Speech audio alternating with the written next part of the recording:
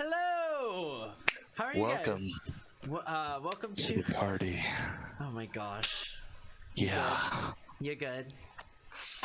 Okay, so excited that's to be sensual. here. That's just sensual now. What the hell? I think you're all so excited to be here with me. Oh my gosh. Michael. I'm excited to be here with you. Okay, well, thank you so much for joining us at House Rolls for our first Neverwere campaign session, actually. If this is your first time here, welcome to our motley crew that is House Rolls. We play D&D 5e with a lot of house rules, mechanical twists, so if that sounds like something you enjoy, don't forget to like, comment, and subscribe. This micro campaign is kind of our way of continuing to play when not everybody can play. So we're doing that today, and we should be releasing 2 episodes this week, one of the main campaign and one of this one. So super excited about that. We've also released a couple of original music tracks on our YouTube channel as well that you can find. If you're here, you know where they are. Besides that, can you guys think of anything? Oh, 4th of July is coming up. Yes! Yes! In fact, when this video drops, it should have probably passed. So happy 4th. Try to drop it before then. We'll see what happens. Well then, happy 4th of July anyway. There you because go. everyone here is beautiful. Like a firework. Thank you. Thank you, Katy Perry. For that You're the only firework Katy Perry wouldn't like. Just don't go floating on the Baby, wind. you're a firework. I am the best firework. Uh-huh. Alright. So, Magnesium sulfate. And we're sponsored by Sprite. Not really, but... Well, actually, but we do have... Hold on. Let us know. Hold on. We actually do have a sponsor tonight. You're not... no. Hold on. We do have a sponsor tonight. We can't ladies show and gentlemen, labels. No, I'm not showing labels. Okay. Tonight's sponsor is cups. They hold stuff. Try it out. Gosh. So we'd like to thank tonight's sponsor, Cups. I will put the timestamp below so you can skip all of this. Well, you made it this far, thanks. Yeah, unfortunately, they can't individually mute other players like I can, so I don't have to hear them. Yeah. Oh, I think I lost my camera. Yes, you did lose your camera. Oh, no. Great It's timing. gone. Hold on. No. Can force me. Literally, his camera cannot handle the level of cringe. Oh my gosh. Level of cringe. I live in a constant state of cringe, Yes, and that's you do. why you all love me. Anyways, for tonight, Yes, welcome to Nightshire. Nightshire is a small little town. It's rather mundane. They have a little bit of technology. They are extremely, shall we say, moody in general. The general atmosphere around here is typically foggy. There is typically an overcast of some sort. And the entire town is almost completely isolated. Almost no one really leaves, and when they do, no one really hears from them again. That all being said, that makes tonight, in particular, that much more special. As tonight, there is a clear sky, twinkling stars, very unlike you all ever really see. At least, not frequently. Indigo, you find yourself walking out of a tavern, the only one here, and you know that you have friends to meet on the hillside, especially whenever it's clear like tonight. You guys tend to make a special, shall we say, gathering whenever something like this happens, because typically something does happen. Something weird. Would you like to go ahead and describe your character? So, Indigo is sauntering out of the tavern, unclear as to whether or not they are intoxicated or not. Indigo is an individual of indeterminate gender. Rather tall for a woman, but maybe short for a man. With dark skin. and is most noticeable for, would be most noticeable for their mass of curly black hair, were it not for the outlandish clothes that they wear. Currently, they are wearing a shirt, perhaps, comprised of bondage straps,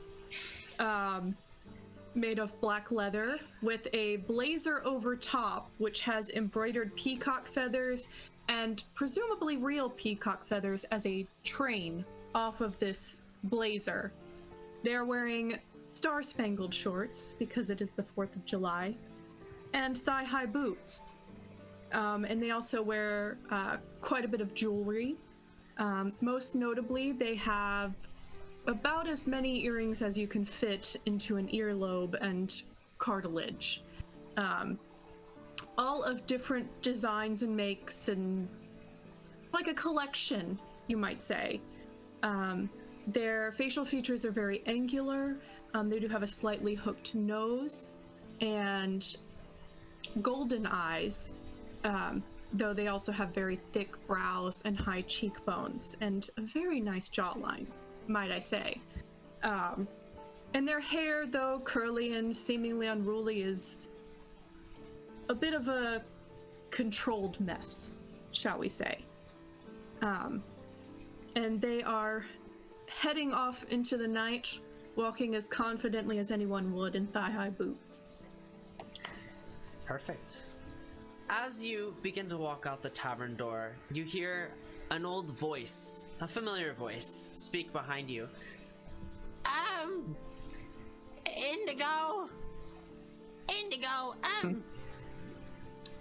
I'm sorry to bother you. You see this old haggardly woman who's just wearing a very simple hooded cloak, who just kind of comes out the door, and as the cloak parts ways, you can see disheveled, kind of ragtag, mundane clothing underneath.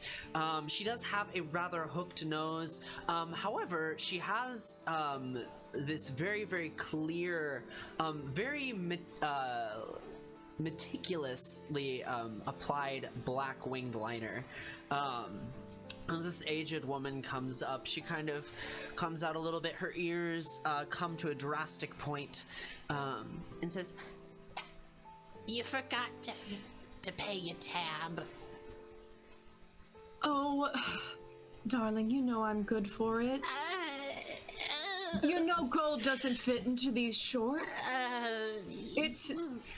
It would create unseemly lines. Well, you didn't read any poetry or perform any poetry tonight, and Darling, I'll do it. You know I'm good for it. I'll do it double next time.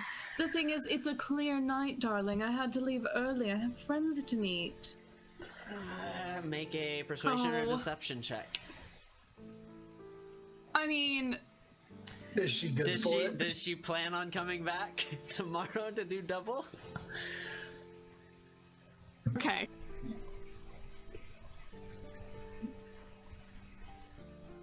Oh, okay. That is a 23. 23. Oh, my darling clear skies, my beautiful stars, my precious innkeep. Yes. Oh, my divine beauty, my queen of the eyeliner application. Yes. It is really quite good tonight, I will say. It's good every night, dear. You know what? You just forget about double, and tomorrow just one of your poetry pieces about me, please. Would you be? Absolutely. You know I have a number of them. Making me blush on the job. Don't worry, I'm the only one here to see it. Now you're... Ow. You have a good night. Please don't forget tomorrow. And she just kind of like awkwardly turns back into the inn. Don't waste this beautiful clear night, darling. Yeah. And she just like walks back in. Too old for this shit. Shuts the door.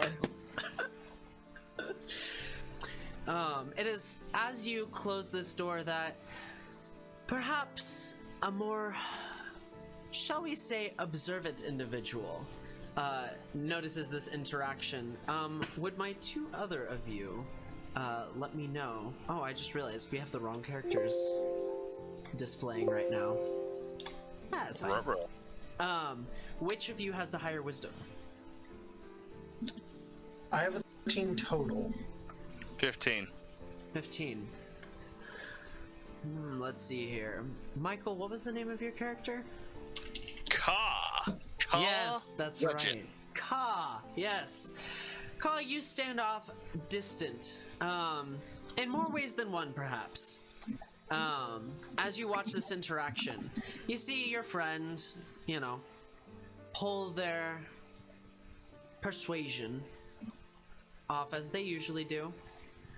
Would you like to go ahead and describe your character? Yes.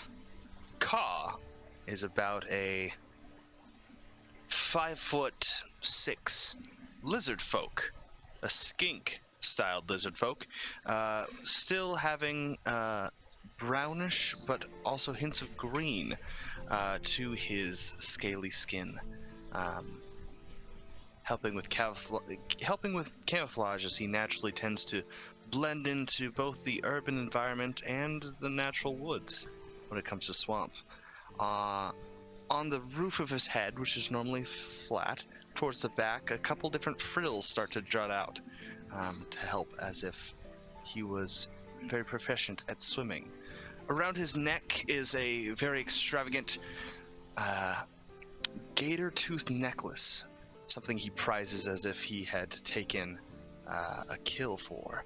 Wrapped in his neck is just a simple leather-ish scarf made of animal skins, and he wears a nice loincloth.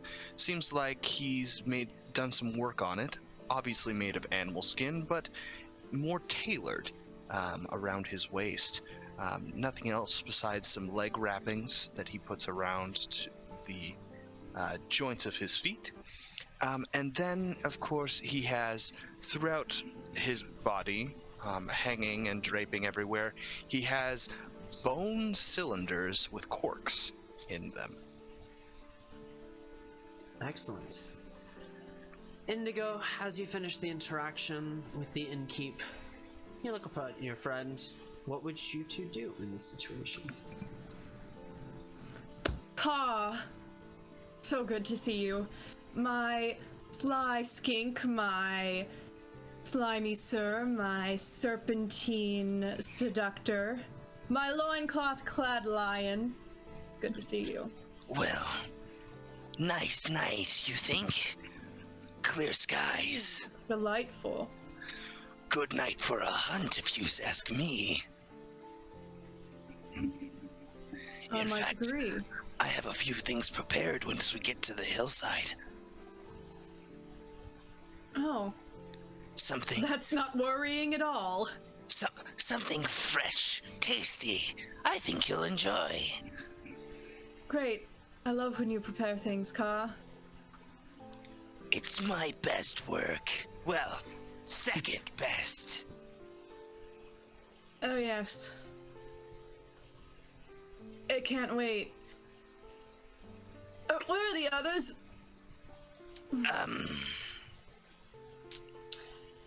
At this point, both of you tend to finish your days a little bit later than the rest, and imagine that at least some of them are probably already there.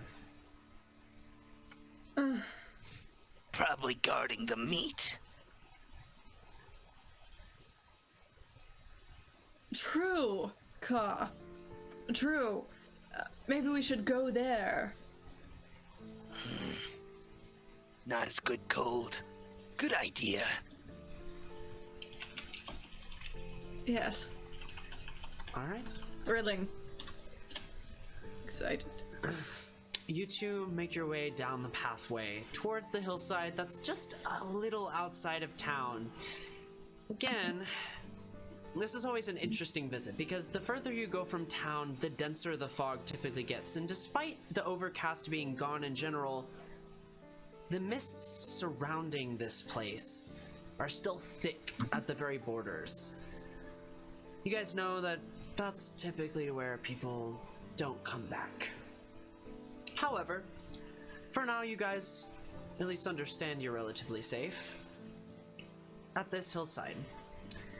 As you guys begin to climb up, the weight perhaps taxing you, perhaps not, depending on your degree of fitness. Taxing me. My shorts are riding up. I keep pulling them down. My peacock feathers keep dragging twigs along. I'm like, this sucks. Why do we meet here? You see, Joe has best view. you see a third individual, a friend you'll recall, Harold. Kind of waves to you nonchalantly at the top of the hill. Harold, would you like to describe your character? Harold is a not very tall dragonborn. He is a very shiny bronze color. He wears what looks like is some very old work pants by the looks of it, lots of holes and patches in them. And he wears a just a normal white shirt over it, and it looks like tonight he has put on a very nice leather vest over all of his work clothes to spruce himself up a little bit. You see beside him, it looks like there was a giant sledgehammer that looks like he might have been working with. Looks like he's probably been there a while waiting for you, and he's a very large dragonborn as well. He is does not look particularly quiet or stealthy, and it looks like he probably jiggles a little bit whenever he takes a step walking around. And he'll just see you guys, and he'll be like, Ka, I see you brought us some food. I very much appreciated. Yes. Harold, you wore your best vest. I always wear my vest on nights like tonight. You don't get clear nights that often. I was trying to compliment you. Don't be so dense all the time. Oh, thank you. I was complimenting your outfit. But I do guarantee it would be better if you would just let me sew something for you. I just got off work. These are just my work clothes. I got off work and I noticed it was clear. I came right up here almost right away. It's at this point that you all begin to draw your attention to the sky. As you begin to hear like almost like little fireworks shooting off. The sound is odd. Something most of you have never quite heard, except in perhaps something similar in a firearm. It's the most similar thing you can imagine, but it's more streamlined. There's something more airy, breathy about the quality of the sound. And as you look upwards, you begin to see one shooting star pass over. You all immediately feel compelled to make a wish. What is your wish? No. Yo, Do we tell you, or do we? That. Do we send you a DM, or do we tell you? I think we just let it and evolve naturally. So, who wants to go first?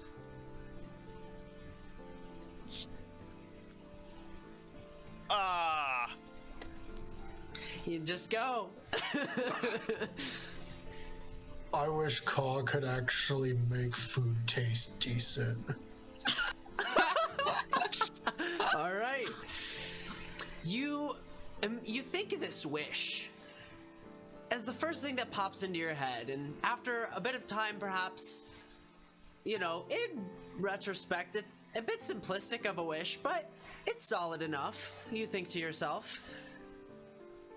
As the star passes, you just feel lighter. Like something's just happened. You're not quite sure what, but something's changed. Maybe No, it's probably nothing. But you watch as a second star shoots across. Who would like to go next?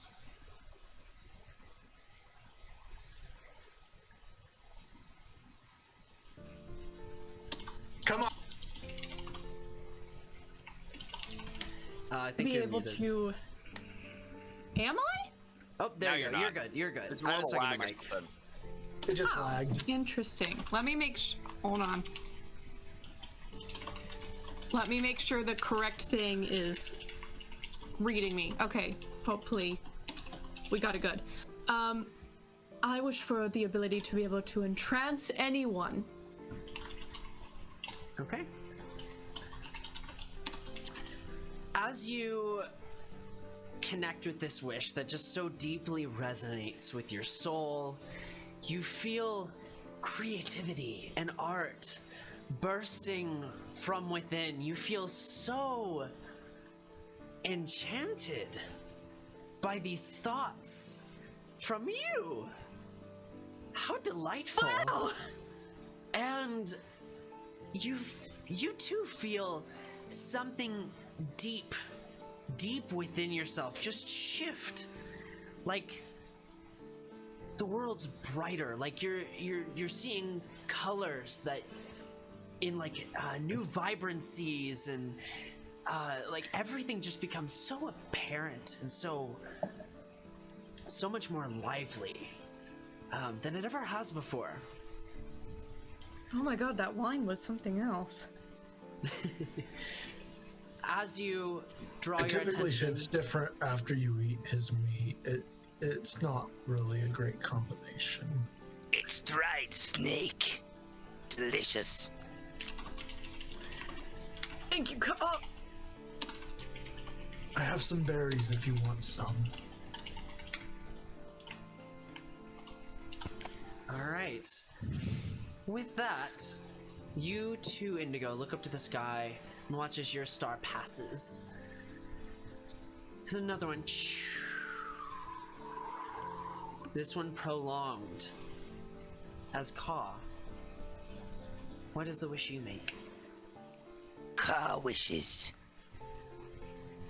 Ka wishes for something worthy to hunt, not something small, something weak, something he finds snakes for, something that's fun. You hear an echoing voice in your head. I need you to be more specific. Who's talking? What do you want? You must use the words I wish in your phrase. Ka has to say I. Yes. Or Ka. Ka works too. Okay.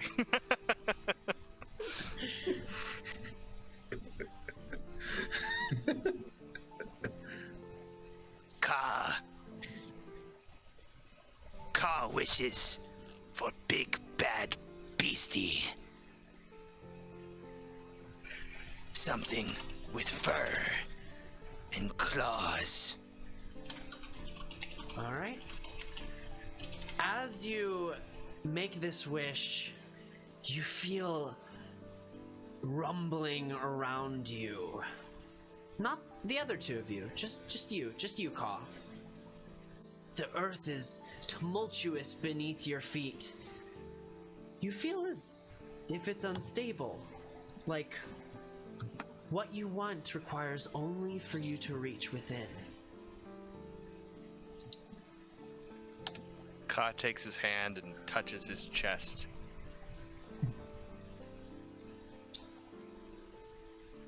Doesn't quite do anything, but you do feel, perhaps, reaching into the earth, your wish shall be granted.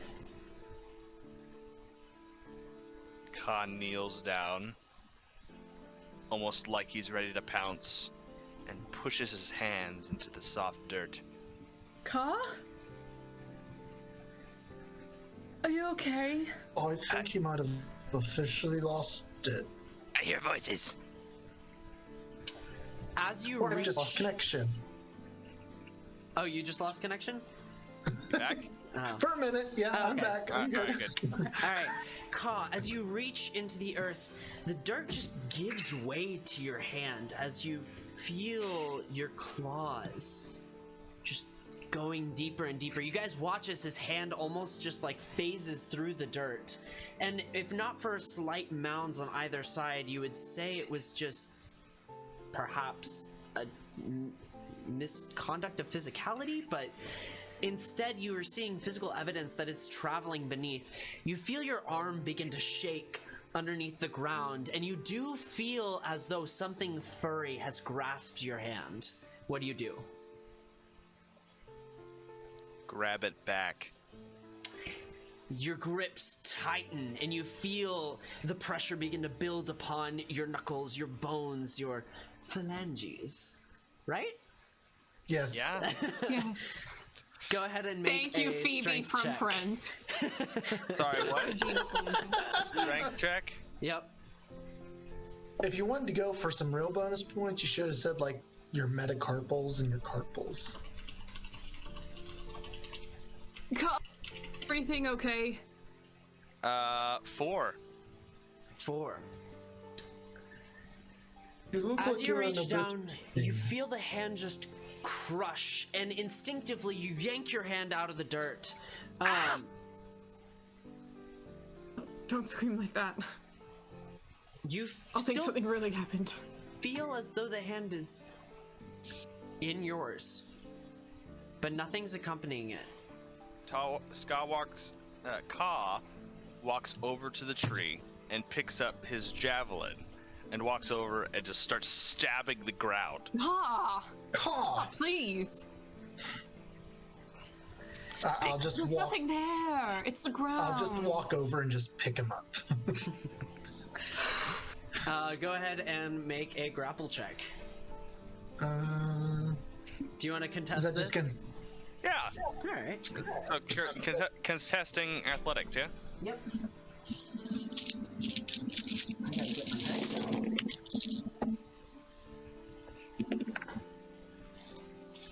I would like to rage for this. The world. Well, okay. The world flushes around you as just foam begins to like just produce at the side of your mouth. You guys have seen this before, but why now? Old. It's not that good, really. 10. 15. All right. As you go to reach him up, he just kind of like bears out of it, still focusing on piking the ground with his spear. The ground You just don't see that often. reacting, grass and dirt flying, and maybe a foot or 2 feet off the ground from just the viciousness of his strikes. Furry beast, he bite my hand. God, nothing there, darling. You reach. Calm down. I'm not going to reach in there. I'm not playing whatever game you're playing. Dangerous.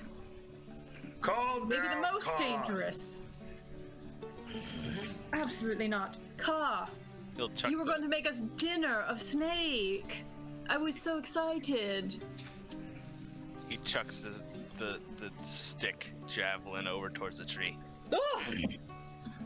Ka, Just watch for kind your of tosses it. Not face. he doesn't like violent. He just tosses it. I'm very sensitive. It was close. Be nice. And it goes nice. Thank you, Harold. You always say the nicest things. You're really just the most delightful dragonborn I've ever met. As you all Half are dragon. talking, you find yourself looking to the sky as a huge whistling sound just erupts. And though you've seen the stars, now you're seeing multitudes at the same time. A meteor shower, perhaps? You've heard of such a phenomenon. But as it erupts, you see one that just pierces through, ripples echoing, like ripples just expanding from these points of impact, where it's just coursing through the sky. These eruptions of multicolored rings that are brighter than anything you guys have ever really witnessed. And as it just the meteor comes into view larger and larger as it's headed towards your direction. This is quite some time. What do you all do? Is it heading right towards us? You can make an investigation check to figure out what angle it's at. Oh no, absolutely. Nope. I pick up my peacock feather train and I'm running back down the hill. Cod squints at it. So I will do the investigation check. Go for it. I grab my giant hammer and I am down the hill. 20. 20. All I can run away. 20. Ka, as you look at it, you realize with just enough movement, it's not headed directly at you, but rather it seems that it's going to crash into the mist, maybe 5 or 10 feet outside of the town line.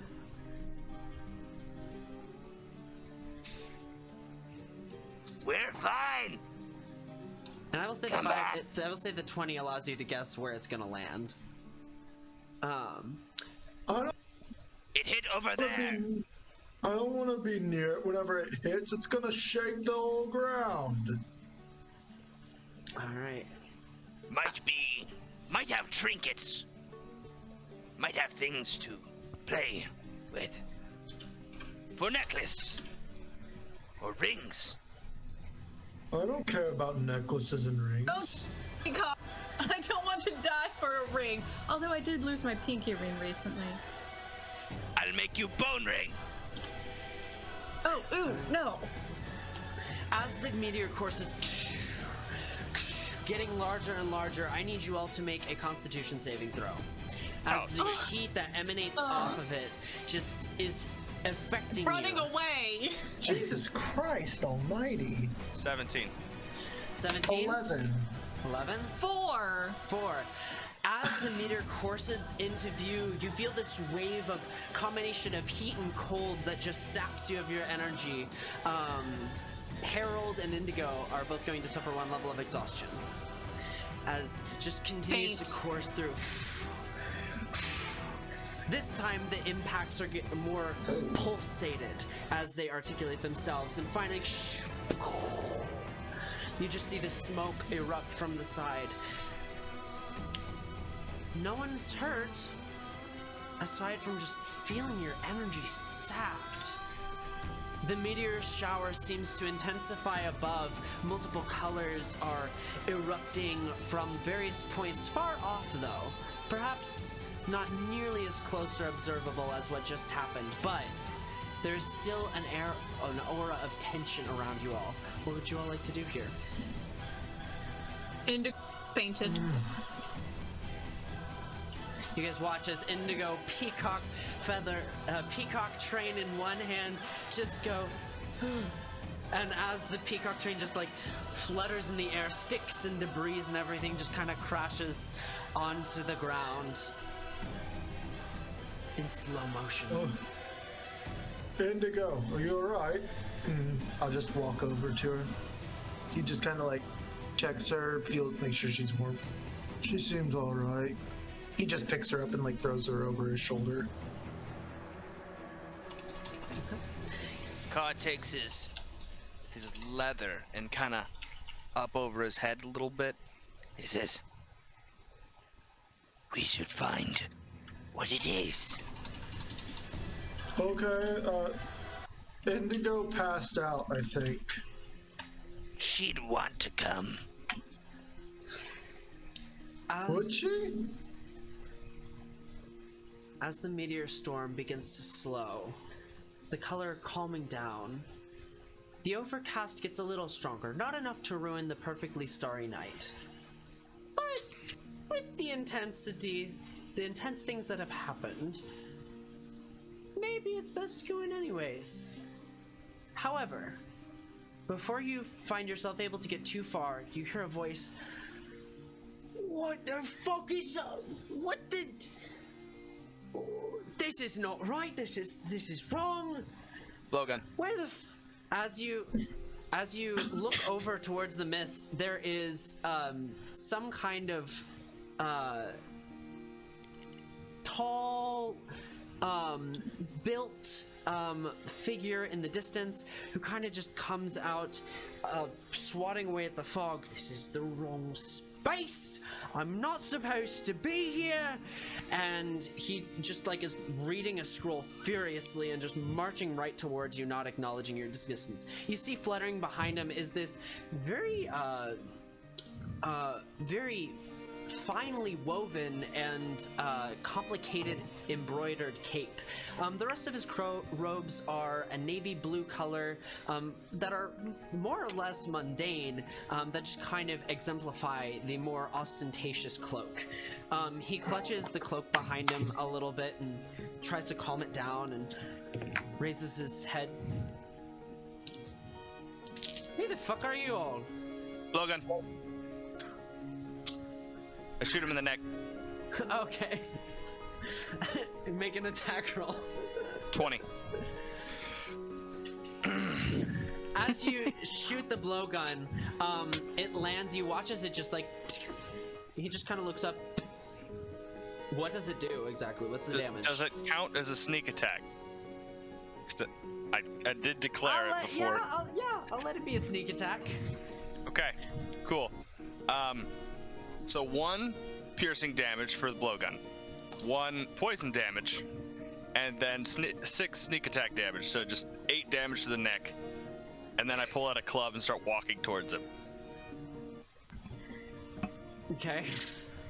So total damage is like 8. 8? Okay. 8. Cool. Hold that cloak for me. As you shoot it off, he just kind of looks up and goes, "What the fuck?" He just crumples to the ground. It's like you seem to have struck a perfect nerve along his neck, and he just sits there on the ground. You need to roll a death saving throw. Okay. Oh, damn it. Carl, what did you do? You didn't even ask. And I'm like hanging over Oh, you're awake. Harold's shoulder. You're awake. Here, I got your dress for you. Oof. No fret, he won't die. I'll go over, and I'll I'll just make a medicine check really quick to make Cure sure wounds. he's alive. You see me hold out like the giant hammer. It's like a 6-foot long pole with a giant stone on the end. He's just like, "Who are you with him? I'm gonna Don't get tie him many up. visitors around here." He gets 8 health back. Okay. I'd like to tie him up before he's conscious. Okay. Well, I have to walk over there to cure wounds because I have to touch. Okay. So, All right, so I'll get his Yeah. hands bound at least before Okay. she gets over there. All right. What materials do you have to bind his hands with? I have hempen rope. Okay, perfect. You take the hempen rope and you're able to tie it relatively quickly. I imagine Ka is quite good at tying knots. Behind his back. Behind his So, back, cool. Yeah, behind his back. As he kind of lays there on the ground, in like a kind of like semi-arched forward kind of way, on his side, head resting, he takes another death saving throw.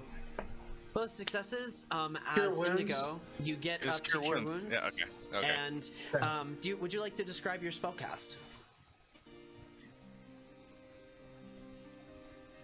thing I discussed with you that I wanted to do, Oh. but I haven't thought about it at all. That's good. As you reach down, perhaps an indigo and silver color erupts from your fingertips as it just kind of washes into the skin and what's the word? Seeps into it, if you will. You just watch as color rushes back to his face and he kind of... What the hell was that? Oh, Wasn't hold on just a second. And I pull the blow dart from his neck. Ow! Oh! And I give it back to Ka. Oh no, Mike is gone. Sorry, it was my camera went out again. you see, Okay. I hand the dart cautiously back to Ka. and you just Don't wanna see me waste that. standing over him, holding the hammer right at his face, basically be like, Oh, stop "We being don't so get many threatening, both of visitors you. around here. Who are you?" You look tasty. Ka, we've talked about this. I'm not going to eat him. No. I do the talking. Oh, right. That Right. Anything goes wrong, let Ka know. Ka took care of it. I'll give you the signal if I need to. Yes, raise your right hand. Right. Which one is right? I look over. Remind me your character's name again. I'm sorry, Luke. Oh, Harold? I look over at Harold. Which one is right? This one. He holds up his right hand.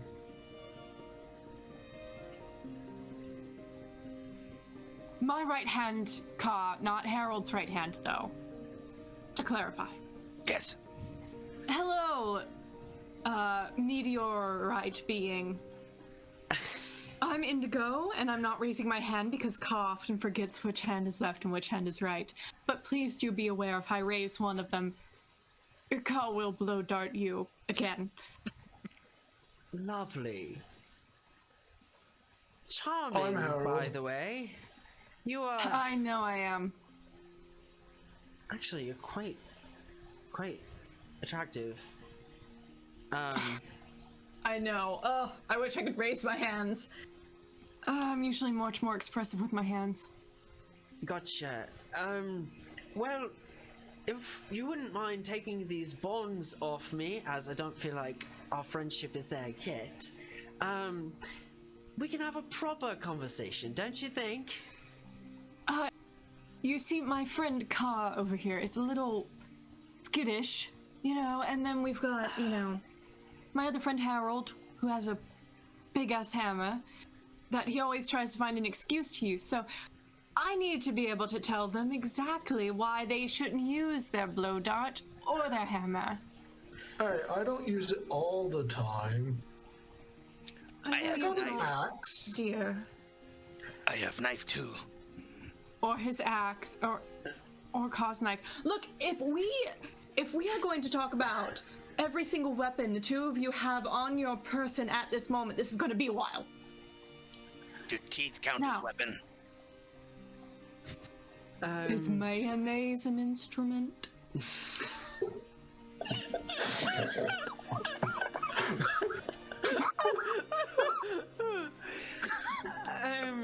Look, my name is Indigo. I live over yonder in Nightshire. Where do you come from, and what is your name? Well, seeing as I don't have much of an option, my name is You really don't? Aranias Aor. I am from House Aor. And I don't intend to be here. I guess. To be Aranias. You can call me Aaron for short. I always hated it. Long form. Aaron. Yeah, Aaron is fine. Where? You said Nightshire. Yes, that would be the town down the hill. It's quite dreadful, isn't it? It's quite nice tonight. It's not always clear like it is tonight. It's actually very pretty. We live in a very unique place, Aaron. Ah, But we need you to answer questions first, and then we will be happy to take you on a tour. I could show you the tavern. Might I ask what he is wearing and if he has any distinctive trinkets on him? Go ahead and make an investigation check. Like I said, he's wearing pretty mundane navy robes. His cloak, however, is very ornate, embroidered with a number of different symbols and runes and many different colors, actually. His hair is kind of short, and what looks to be kind of an unkempt, spiked sort of way. It's dark brown. His skin, as you guys are getting closer, is kind of a marbled, almost like white and gray. And at this close proximity, those of you with dark vision are able to identify that there are small inconsistencies in his skin that closer resemble scales. Are you a dragonborn like me? No.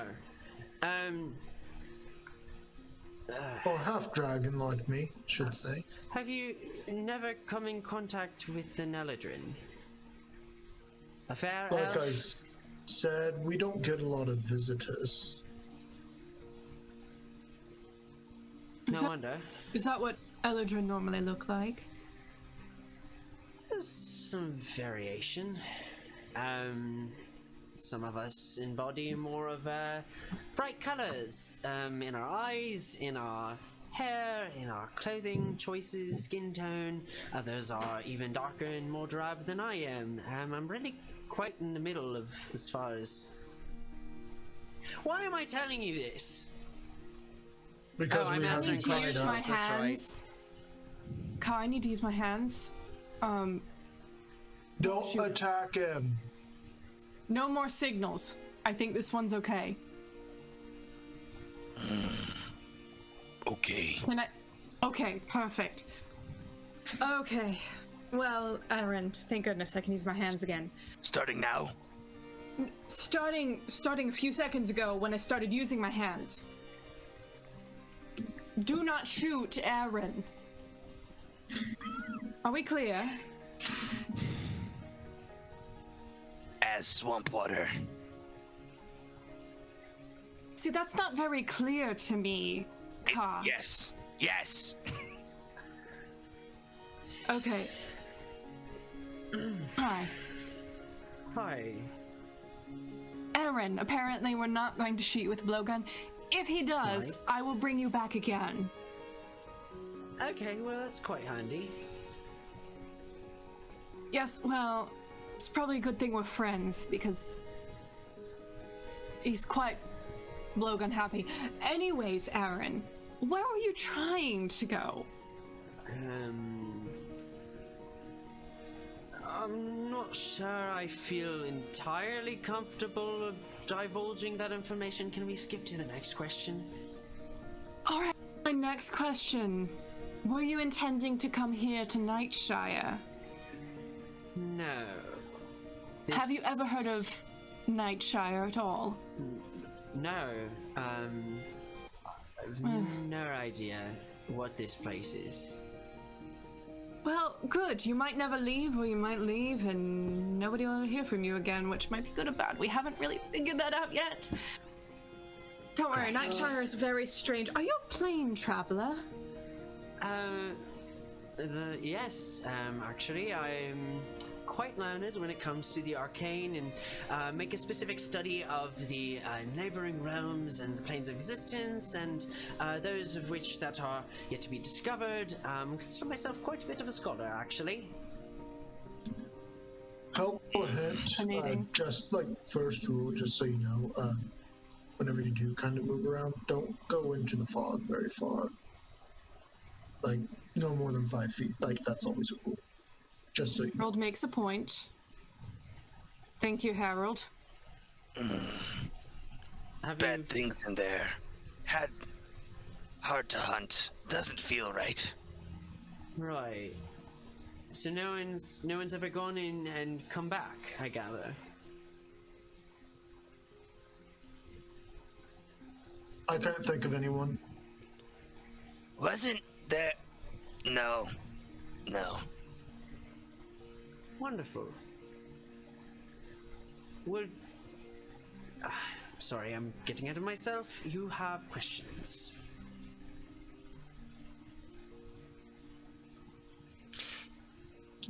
Ka has a question.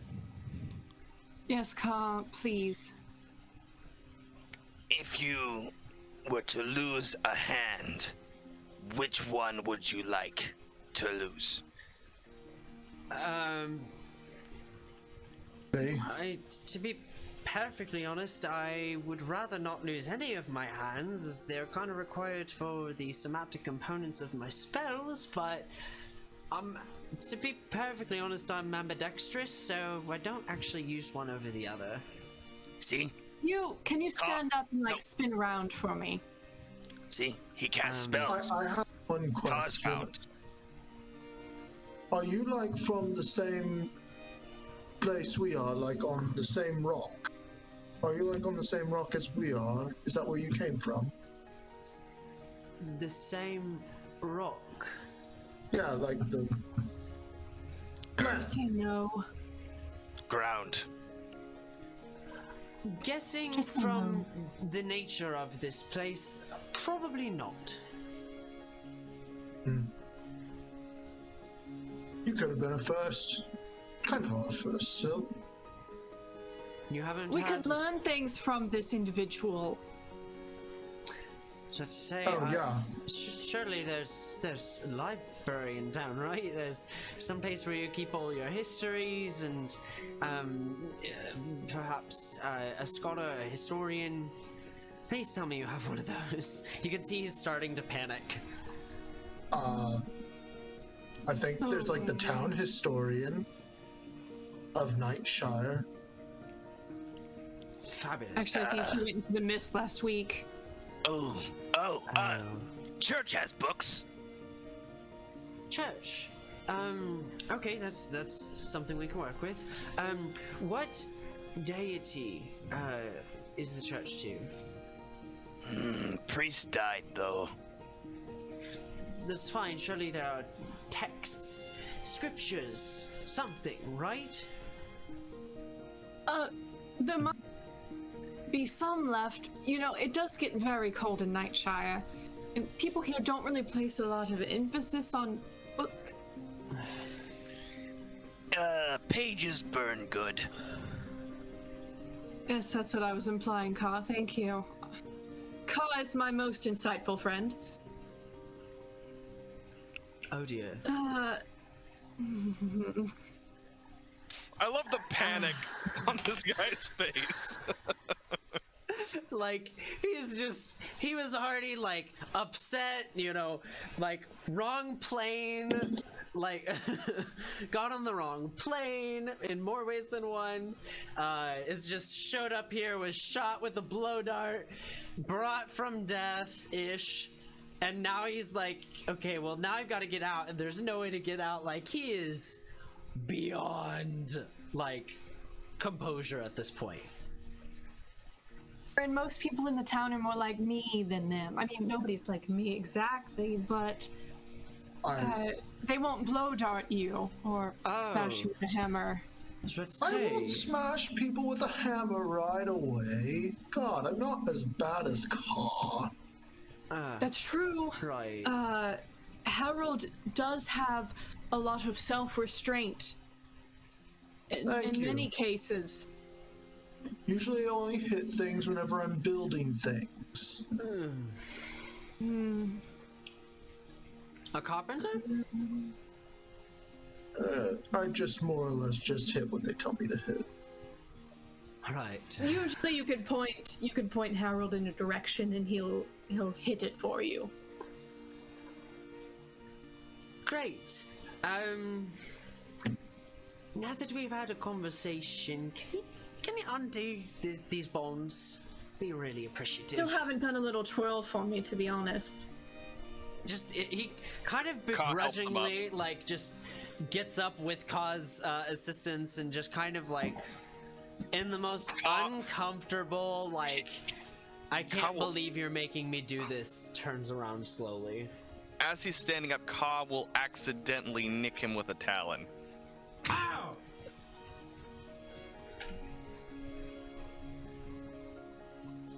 Perfect. Thank you. And I change into him. Oh. Another practitioner of the arcane arts.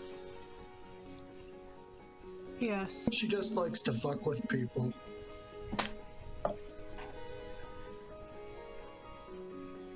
You look really good in this outfit, though.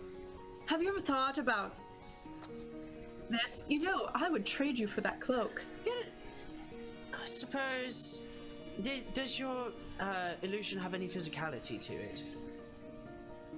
Touch it. He touches and it kind of like phases through. No, it doesn't. Oh, it doesn't. Oh, touches it, lifts the cape. Been working on that. Is he still bound? Oh, I guess. I cut him open with the hand Yeah. axe. Yeah, we got him. He's no threat.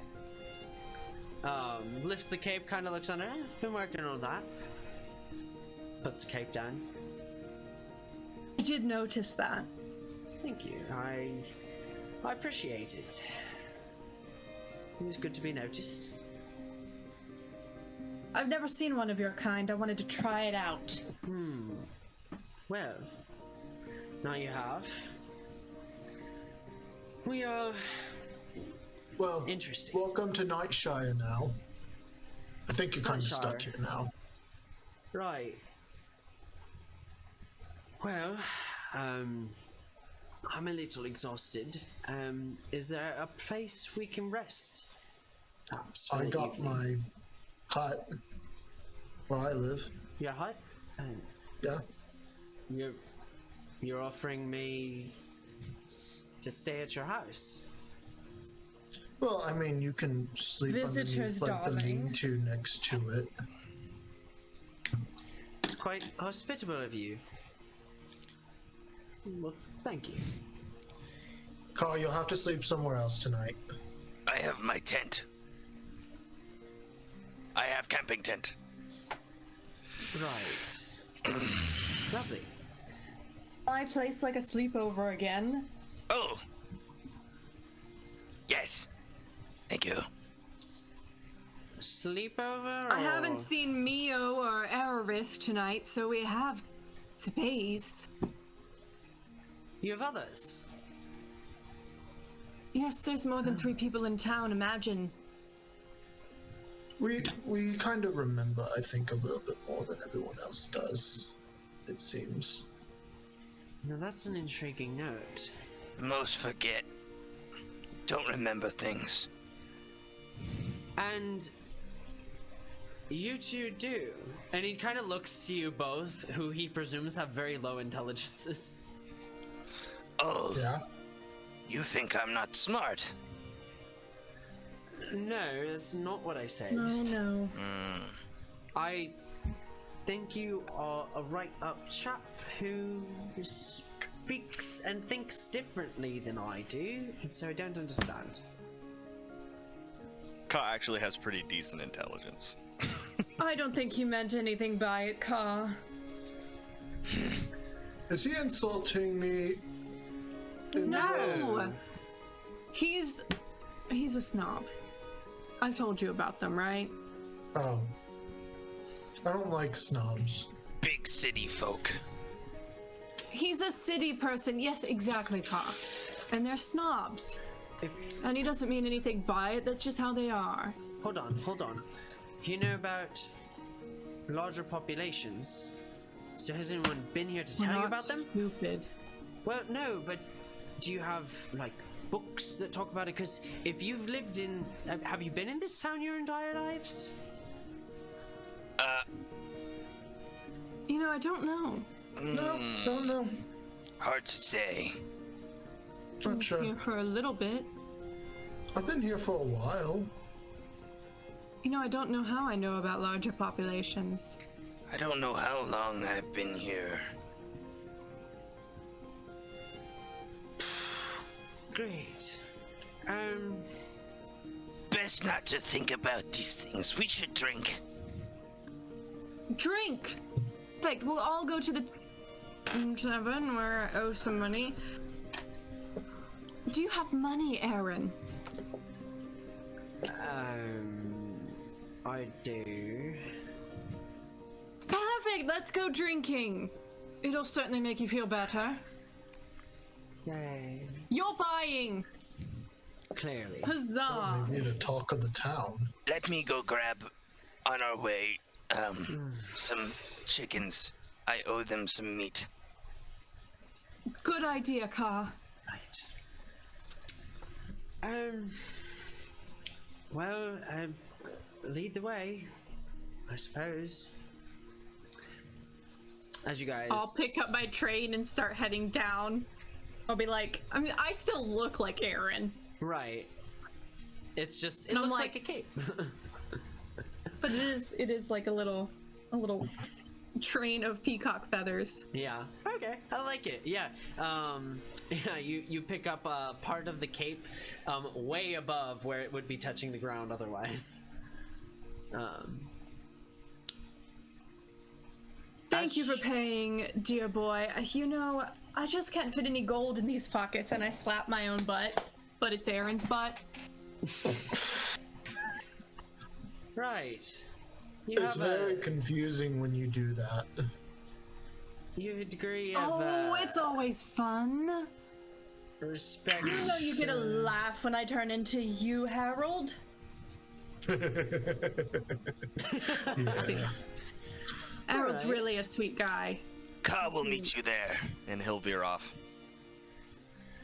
Don't get into too much trouble, Ka. I know he will.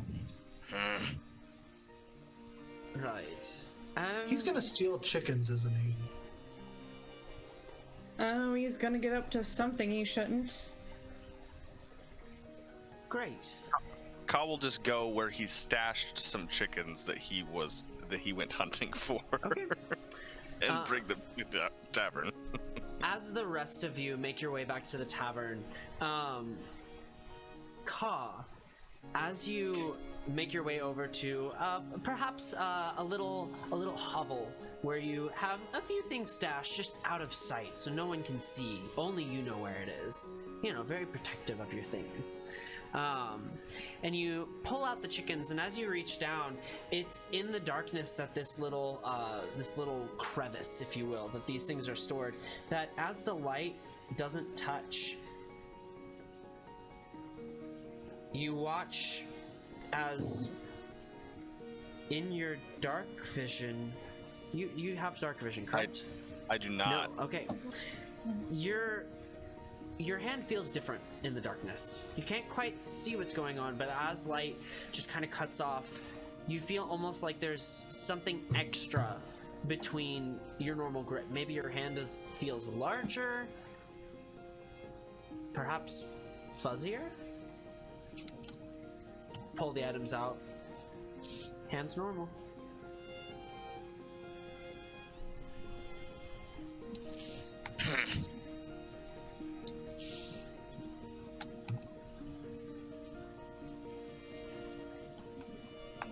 Okay. And you make your way to the tavern. All right. So all of you end up at the tavern eventually, with Harold and Indigo arriving first with Aaron. As you kind of enter, the woman looks over and says, "Oh, I didn't think you'd be here so soon, Indigo. And you've brought friends, other patrons, I presume." Yes. Yes, I have. And I also have turned back into Indigo. Oh, that's right. Sorry. That's all right. Turn back into Indigo. We're cool. Yes. This is Aaron. New in town. Hi. It's just kind of like very nonchalantly waves to her, and she says, "Oh, Aaron. Isn't he cute? He's new. I know. No one ever is new." I know he showed up with those meteors. What meteors? Oh, darling, haven't you been outside? I told you to get some outside You time. need to go outside more often. I like to stay inside. For my Well, reasons. regardless. Which Well, look out a window then. Come on. I Regardless. did. I didn't see what you were talking about. Well, there was a meteor shower, and Oh. Aaron showed up with it. Apparently lost in the wrong plane. A plane. Oh, don't worry about it, dear. He's lost. Lost. Well, Aaron, we are out of rooms. I'm so sorry. Aaron is staying with me. We just want drinks. Oh! Yay! Wonderful. Fabulous, even. Darling, you're panicking a little bit. It's showing on your face. Towels? An extra towel? I can bring extra blankets. Darling, we just want drinks. Drinks, dear, drinks. Right. She Caw kind of- kicks open the door. Ah! Car, bring meat. Pay me. Oh. Okay. Sorry about that. She kind of comes over with her gnarled hands, which, as you kind of look at them, look almost like they have like an extra joint on each finger, and just kind of grabs it. I'll go fix this up for you. Drinks. What do you want? Like strong for all of us. Strong. Strong. Very strong. Yeah. Aaron's paying. God, I hope your currency works on this plane. Yay! Foreigner with the my camera go out? lovely foreigner with new Yeah. payments and doing things in our little town. And she kind of like pulls off like absent-mindedly like the top shelf scotch, and places it on the table, grabs some glasses for each of you. I will go cook this then. Thank you, darling. You're a dear. Cop pulls out a bone cup. She makes her way back into what is presumably the kitchen area, and you can hear some This is going to be sizzling going interesting. on. I take the bottle and I go sit in the booth. Okay. Aaron, since you paid, you gotta come sit with me. I'll grab the glasses. Kind of looks We're at the not drinking straight from the bottle. You can pass it around. Don't drink from. Don't do it. What? No. Glasses. Remember, we had a deal. Caw goes over to the booth with his Fine. cup. Set it down. Please pour Ka a drink in our sponsor tonight, the cup. Tonight's And then broadcast brought to you by Cups. And Fill then 'em up. please pour it into the rest of the cups in honor of tonight's sponsor. Cups. Right. Pour the tea. As you all sit down, get your glasses full of the scotch, Helga, the innkeep, kind of comes back out with the chicken roasted only moments later. Not that long. I have chicken for you. And says, thank you so much. And drops a few coins of an unnumbered amount into her hands, and she kind of looks. Thank you. And just slowly hobbles away. Is this normal behavior for her? Caw. She's always a little off, but tonight she seems exceptionally on edge. Looking at Helga. Yes. Reaches out claws. Payment? She takes the money that she has hoarded in her hands and kind of like plucks out what looks like a very large gold coin compared to what you all normally see, and puts it in your Is palm. Helga a callback, by the way? Or is that just a name you pulled out of your butt? It's a callback. I knew it! Alright. start. Take the coin and I'll fiddle with it. Last time this like as she walks away, she gets real jittery and you can hear her like in her words, she's last time this happened, my sister died. Oh no. And just kind of like leaves. Sir? What'd you say? I said, well wishes for your sisters. Okay. Okay. Just kind of makes her way back. I didn't know Helga had a sister. Sisters, really? I didn't know she remembered she had a sister. Interesting. She always like that.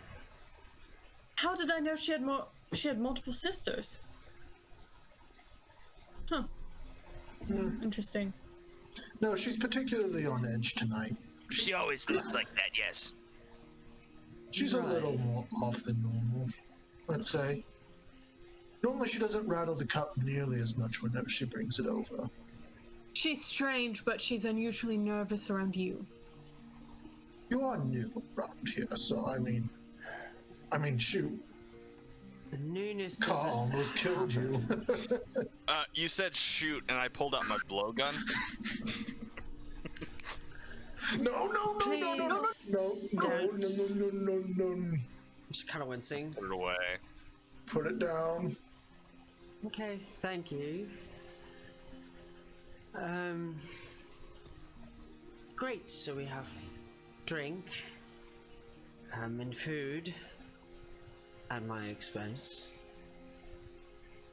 I'm not used to me, it's an even trade.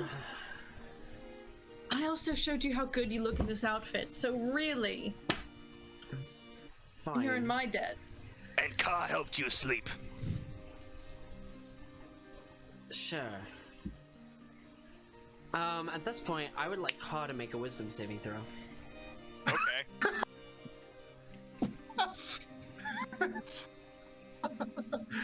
He Six. doesn't like you. 6.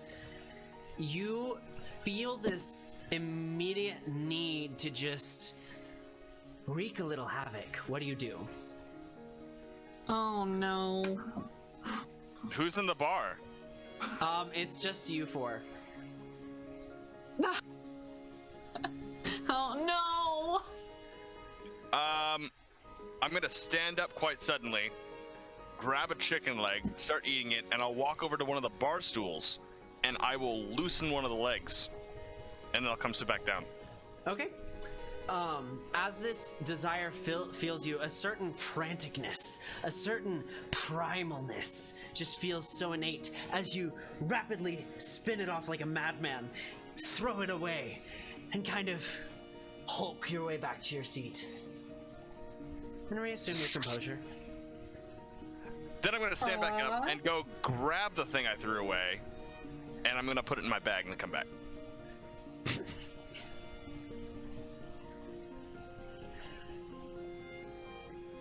What was that? Aw. What?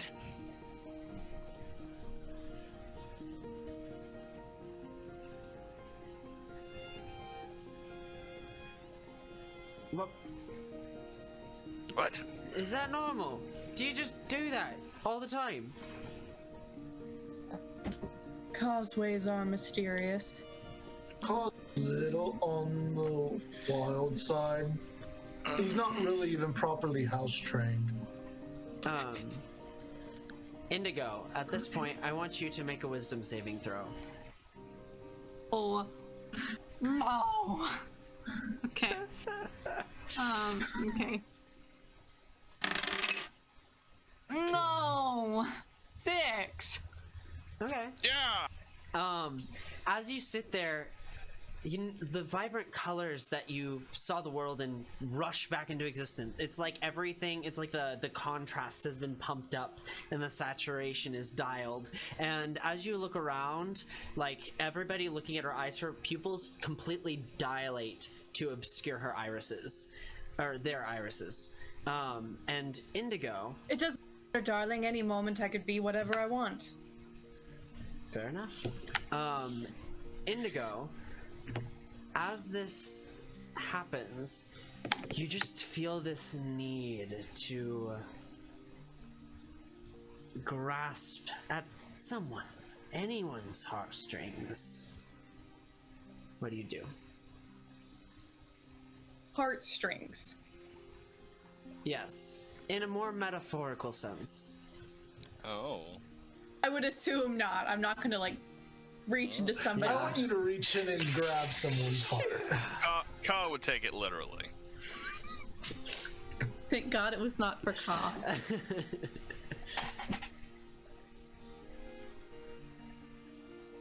Okay. Reach for somebody's heartstrings. Choose wisely. I'm more concerned about how to do it because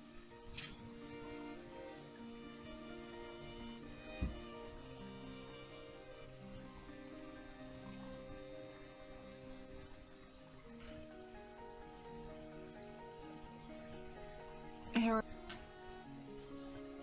I have to be honest with you. This existence here is... I hope you get away from it. It has been a curse upon all of us. Not able to form relationships or memories. We only see tidbits of our...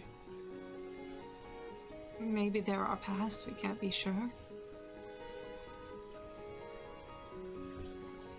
I remember being quite lonely as a child. I don't remember my family. I don't think I really had one. I don't know if this is an existence you can relate to. It doesn't seem so. At least not to have family, but I think you might be able to relate to the plight of a lonely child. You seem as such. I've seen within you a kindred soul, at least in that aspect. Perhaps on opposite ends, where you were surrounded, but never quite fit in. Whereas I felt very lonely and never quite fit in.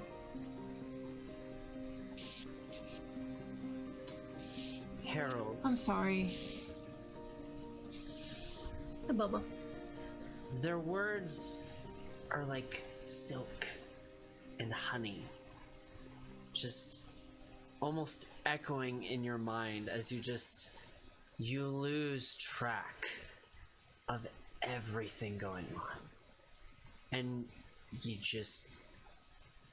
all you can do is look at Indigo.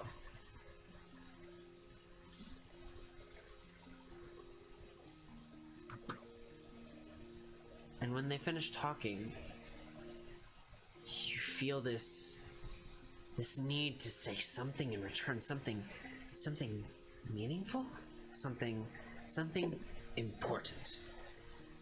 I barely understand what that word means.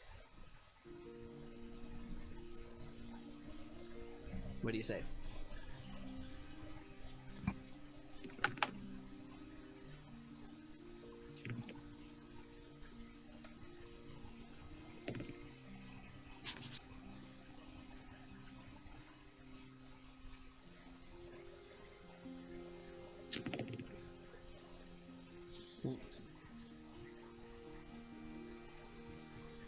Harold?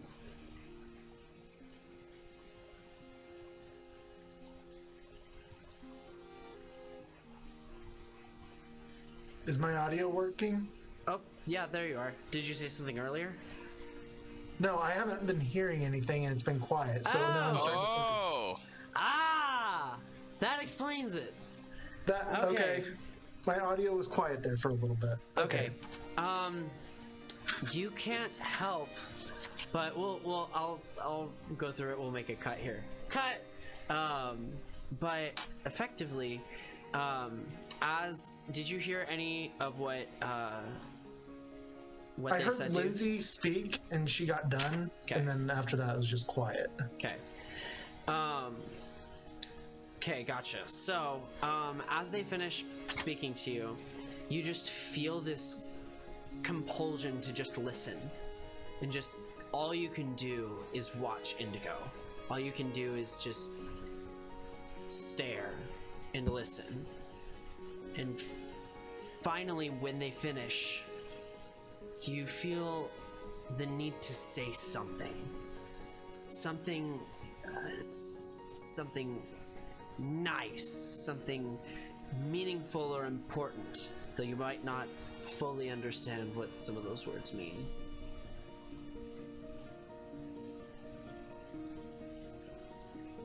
I didn't know you felt that way.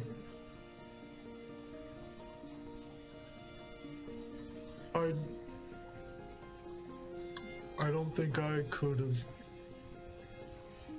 ever known what it was like to be all alone like that. I didn't know you felt alone like that. But you got us. We're here with you all the time now. You're not alone. We're here for you. Me and Ka. We're here for you no matter what. Right? Right, Ka?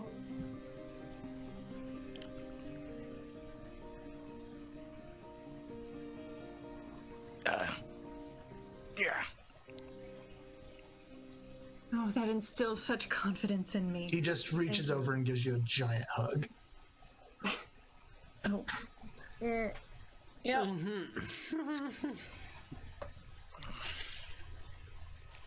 Thank you, Harold. So touching. That was very well spoken.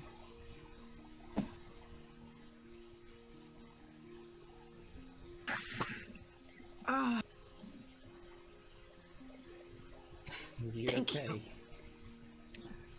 Harold gives very strong hugs. I didn't hurt you, did I? Did I hurt you? No, I told you I love your hugs. I never have to go to the chiropractor. I'll get your hugs. Oh, Well, actually, I know a few things about adjustments. Should you need help, more than happy to supply that service. You're a chiropractor. I am skilled in many things.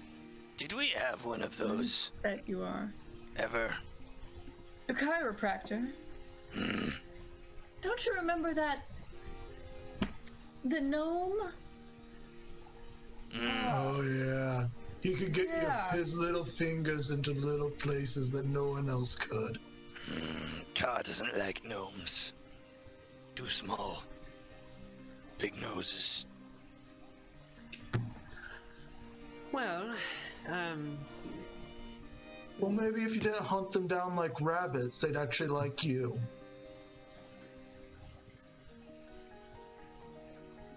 Wait. Did No, I- you didn't do that, but you're hostile to them. Did I? Oh. Ka thought Ka might have killed the chiropractor.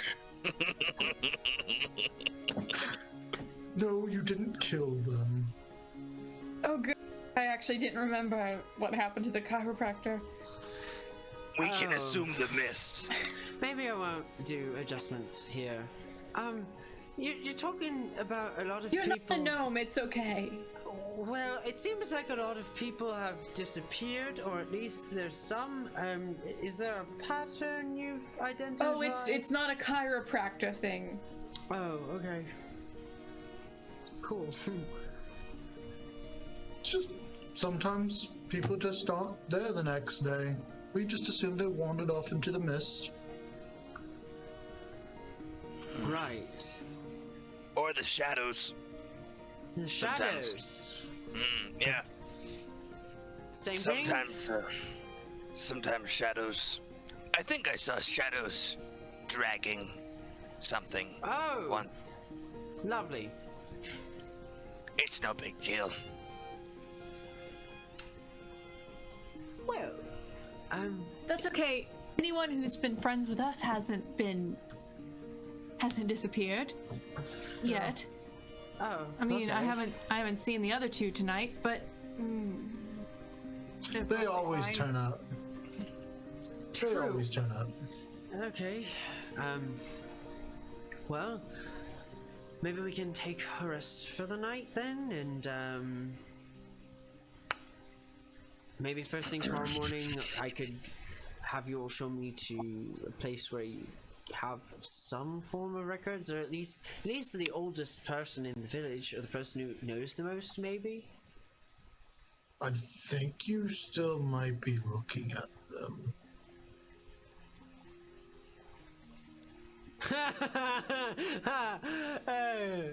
Oh. I would, darling. Like, the oldest person might be the oldest person, but I don't think they're gonna remember last week.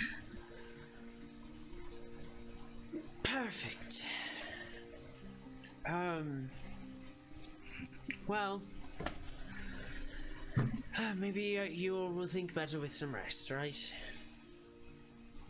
Oh, yes, of course. And if we can find Mia and Aerith, they might have things to add. Excellent.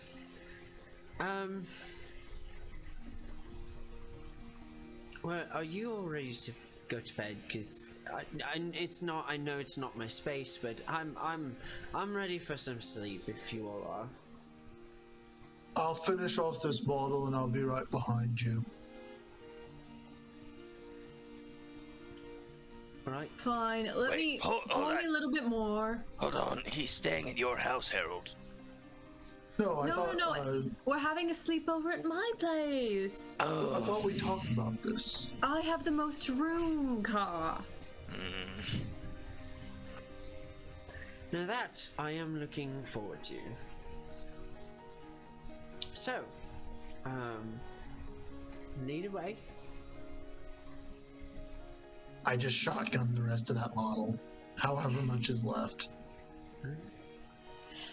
All right, awesome. You're able to do so. Everything is paid. Your tab is settled. Indigo. As you begin to, I presume you begin to lead the way? Absolutely do. All right. Talking up my place of residence. Yes, Quite absolutely. Spending your time regaling the newcomer with perhaps the amenities and the space and the many wonderful things about your abode. You finally Mostly talking about the decor that right. Okay, all right.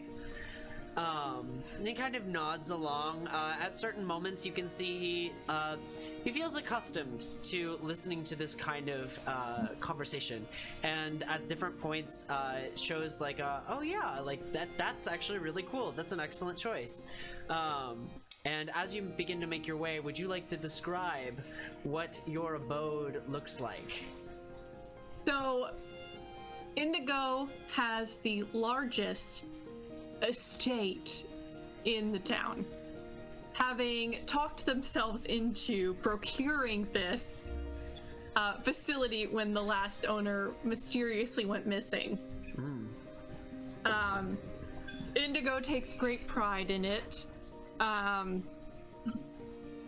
As far as it's a very eclectic sort of place, because Indigo has kind of had to furnish it on their own.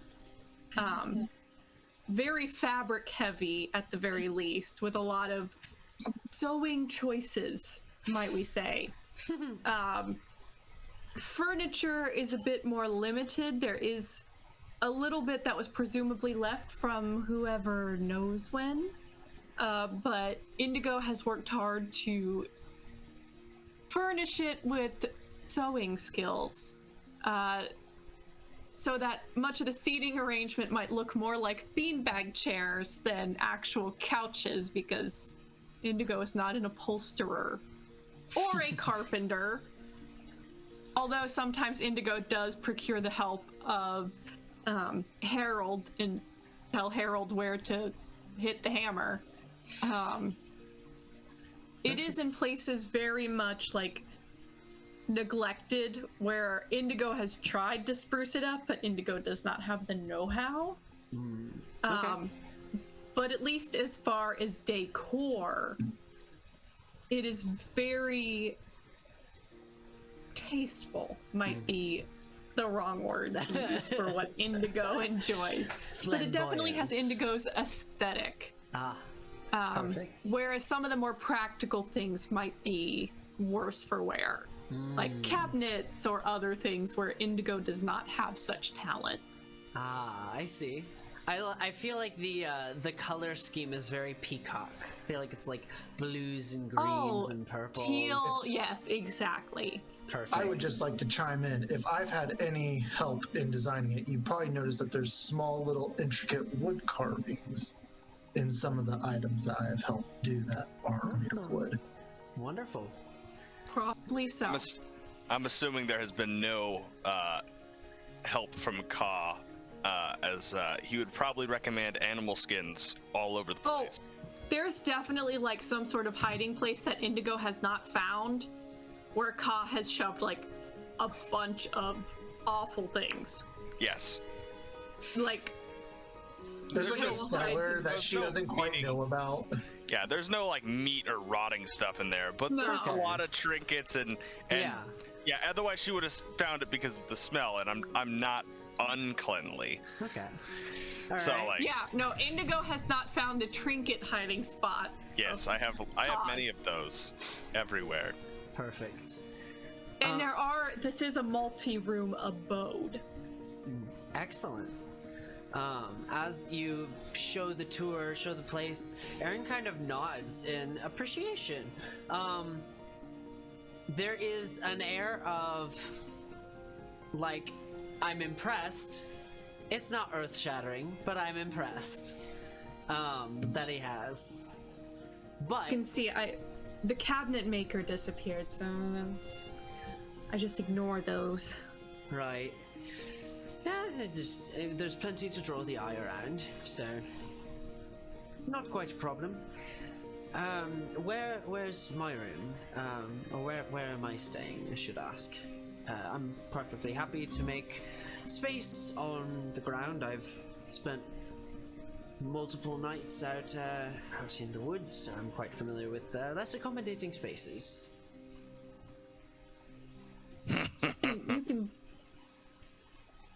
You can choose. That's where Ka prefers to stay, and I think we usually have Harold in that room over there. So, and my room is, of course, the master suite.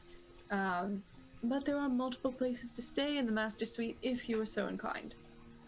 Right. It's your choice. I've tried to make many comfortable spaces within this home.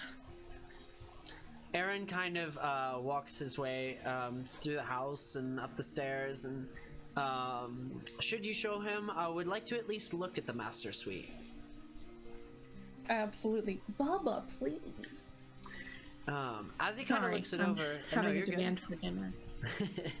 as he kind of looks it over, I think, yes, I think this will do nicely. He said there's multiple spots. Care to explain? Oh, I entertain guests in here frequently. You can Entertain. drop yourself wherever you like. Interesting.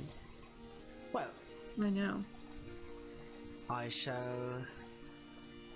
Do you have a lavatory or a shower, perhaps? Nothing so extravagant as that, but yes, we have a place you can clean up, and I'll show him the way. All right. He, as soon as he gets there, he just kind of like, his kind of demeanor, there's this slyness that kind of comes into play, and then as he kind of like begins to unclasp his cape, his expression changes a lot, and he grows a lot more forlorn.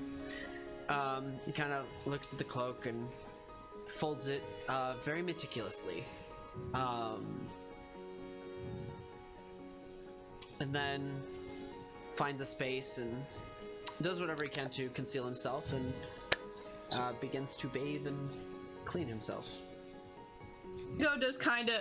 Indigo does the Chell thing, where it's like, all right, I'll be going this way. Bye. Ka will be behind Indigo when she steps out of the lavatory and closes the door. Sorry, my camera died again. I don't know what's going on with it. Hold on. One moment. You should get a new camera. I'm like, will you be requiring leathers? And I will pull out a various assortment of things that she may or may not have used in the past that Ka suddenly has that he seems to have crafted and pulled out of his trinket place where she doesn't know where it is. Just all these. Are you keeping those? He does not answer. No, Ka. No, No. Mm?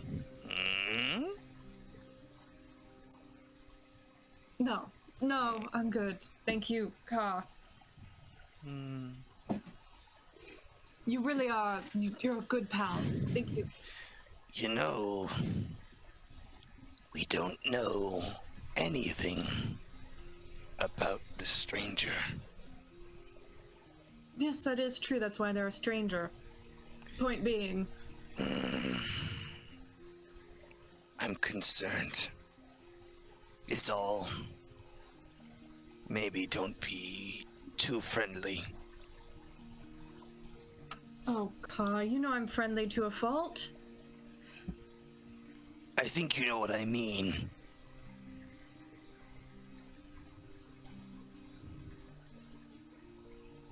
And this is me.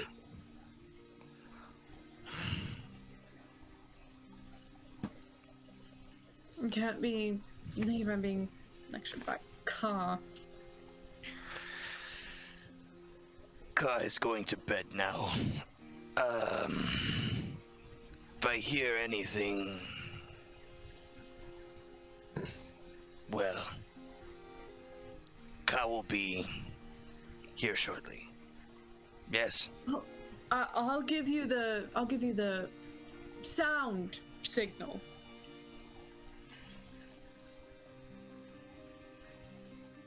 Care to clarify? He just looks at you, raises his I don't know, eyebrows that I guess they're like skin.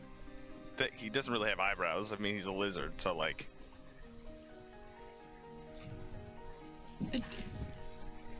I think you cut out.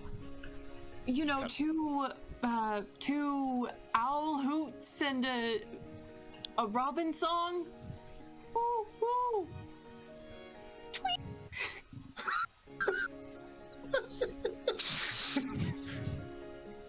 You just hear me pull open the door. Did someone make Shut the up, signal? I can hear you. What? I heard the signal. Oh, She was everything's fine. reminding me of the signal. Oh. Good night. Hoot hoot tweet.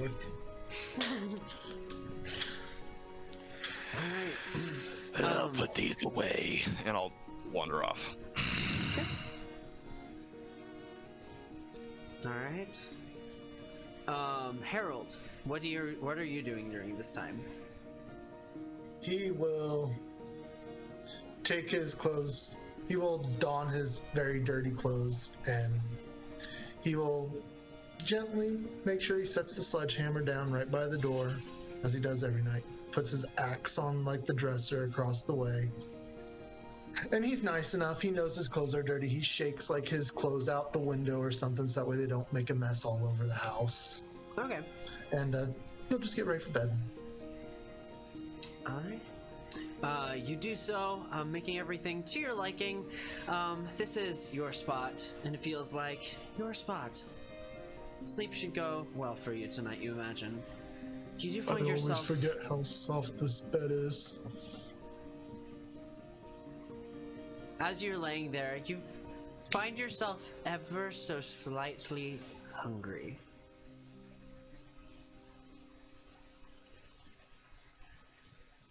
Maybe tomorrow morning.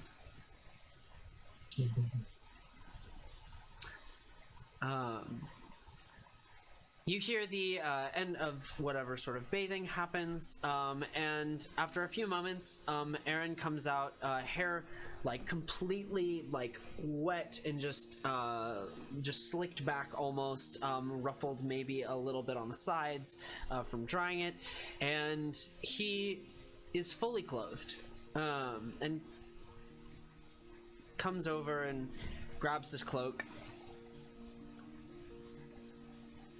I'm sorry. I think maybe I should let you have the master suite tonight. Like, you know, it's. I was thinking about it and just came across as rather rude. You know, and I didn't want to impose. And so. Oh no, it's all yours. What? I don't think that's that's so far from necessary. I put my hand on the side of his face. Sleep. Make a persuasion check. No, I put him to sleep. Oh! I cast a sleep spell. Where are my d8s? No want to save roll for this. all the I mean, dice. all you gotta do is roll higher than an 8 because it's the current hit points. Yeah, we know he has at least an 8 or less for health. Oh, well, there's at least an 8 because I rolled at least one 8. You clipped him a little bit, so he probably has 7 HP most likely. All right. How? 18, 21, 24. Okay. Describe your spellcast. Oh. I know. What are the components of sleep? Do you like? It should show up in your character sheet, I believe. A pinch of fine sand, Okay. rose petals, or a cricket. All right. I definitely have rose petals. Okay. So. If rose petals exist, Yeah, we'll say you have rose petals. We'll say so yeah. I have the rose petals in my hand, and I put my hand on the side of his face, and like a blackish purple energy comes from it Okay. and like crosses over his eyes, changing his eyes to that black, and then let him just slump to the floor. Just kind of like you see his eyelashes flutter.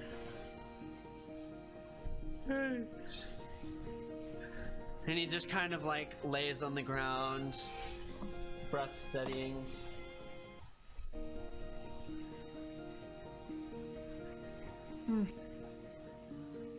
Kind of wish I'd done that closer to the bed.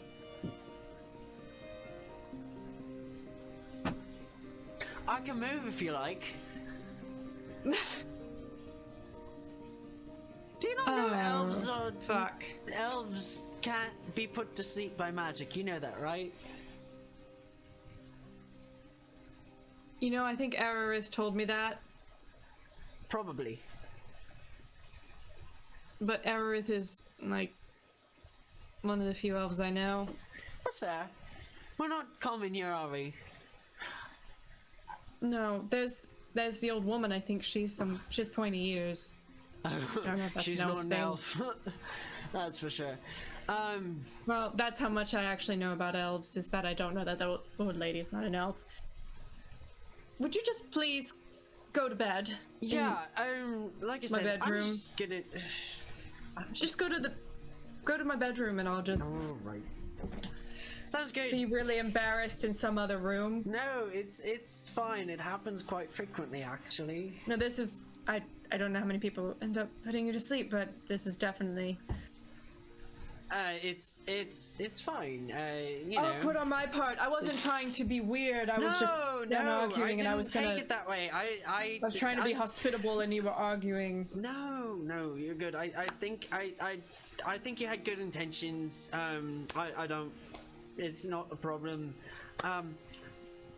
I'm gonna go to bed.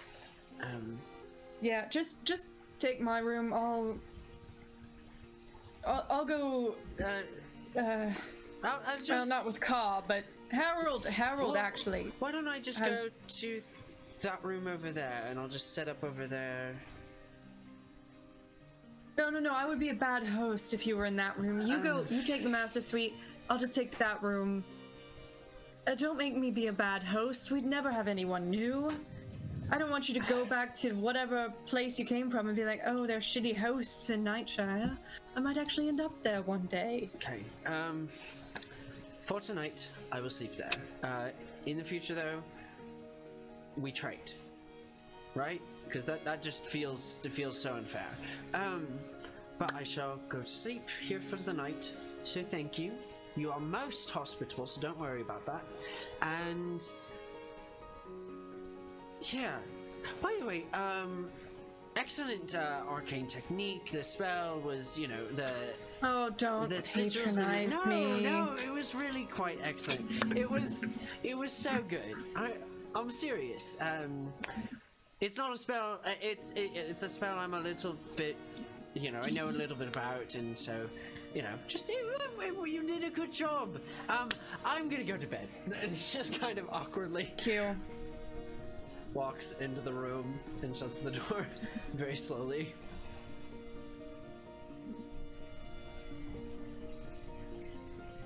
Right, I'm glad to be myself every day.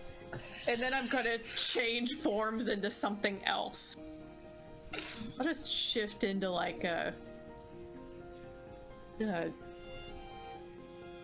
gnome.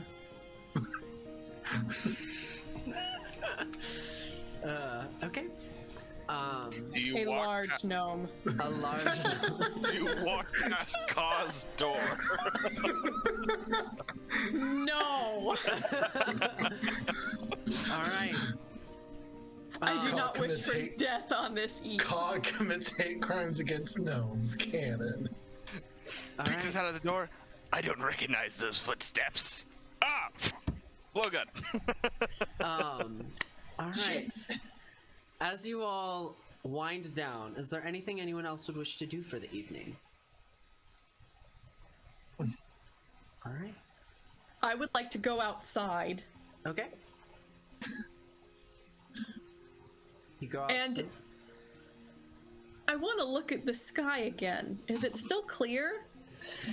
It's a little hazy, like it's slowly returning to normal, but still above you, you can see both of the moons. I believe they're cyan and yellow. Hold on, let me check my notes. As we were joking about cyan earlier, it's fine. Yes, cyan, teal and gold, I should say. The moons are teal and gold. One of them seems to be in the waxing phase, one in the waning phase. However, both are very, very close to the full moon. And actually, despite the patterns that you've noticed before, they both seem to be waxing, like observedly so.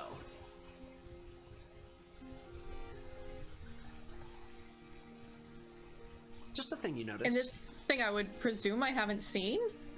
I mean, you guys don't see the open sky too often. Right.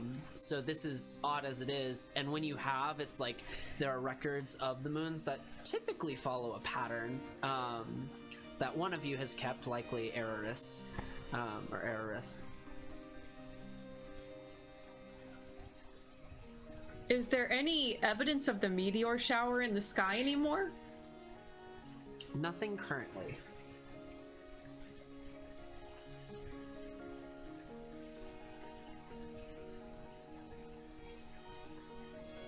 I'm gonna keep an eye on the sky, but I imagine I probably end up falling asleep because I do have one level of exhaustion. Yeah, for sure. You find an... But my intent is to try to watch it for as long as possible to see if I can figure out what's going on. Okay. And also enjoy having a clear sky for once in a blue moon. Yeah. Ha! Once we got a blue moon. That's true. What check would you like to make associated with this?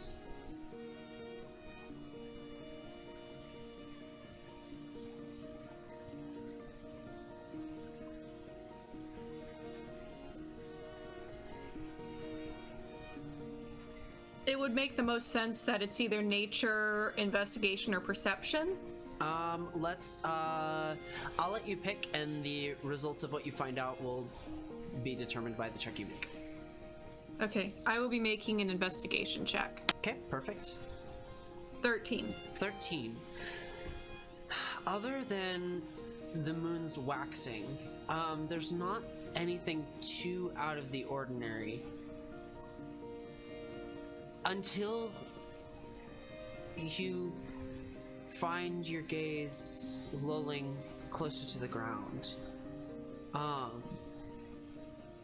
And the only thing you can see past that dense, thick fog is the very top of that meteor that hit.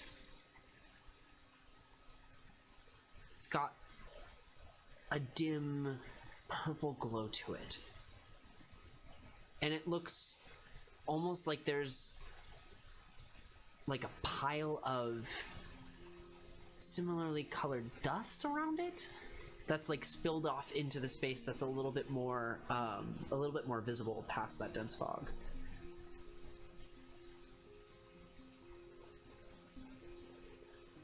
And you begin to recall this has happened before. Who was it? Who came in that? Who came before? It escapes you for now. Then. Sorry? Thinking that if I get... I'm going to head towards it then, thinking that if I can just get closer, Okay. I might be able to remember. Your house is actually on the side that you guys had your hill at, so it's a very, very short walk. The dust is very, very tangible. You do feel this eeriness the closer you get to the fog bank. You feel uncomfortable, and there's this mixture of something mysterious is lulling you, it's pulling you that direction, but then there's this innate fear that comes along as you reach closer to this fog bank as well. But the dust at the ground is ready for you to grasp or use or hold. Touch it so that I can pick it up and look at it in my hand. Okay. As you pick it up, it doesn't glow, but it does have a purple bluish hue to it. That's quite wonderful, actually.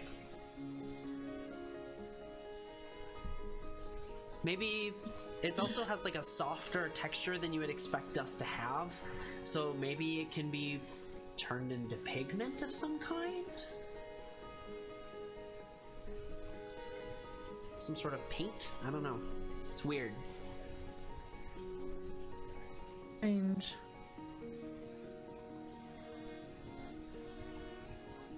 Can I still see the meteor?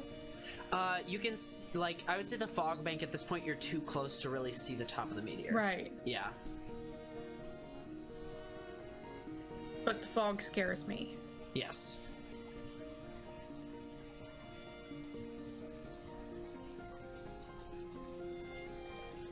Well, I suppose I can wait for the fog to dissipate. You know that this fog is always here. This fog never really goes away. Even on nights where it's cleared in the sky, like you guys can see above, you still can't really see outside this just eternal fog bank.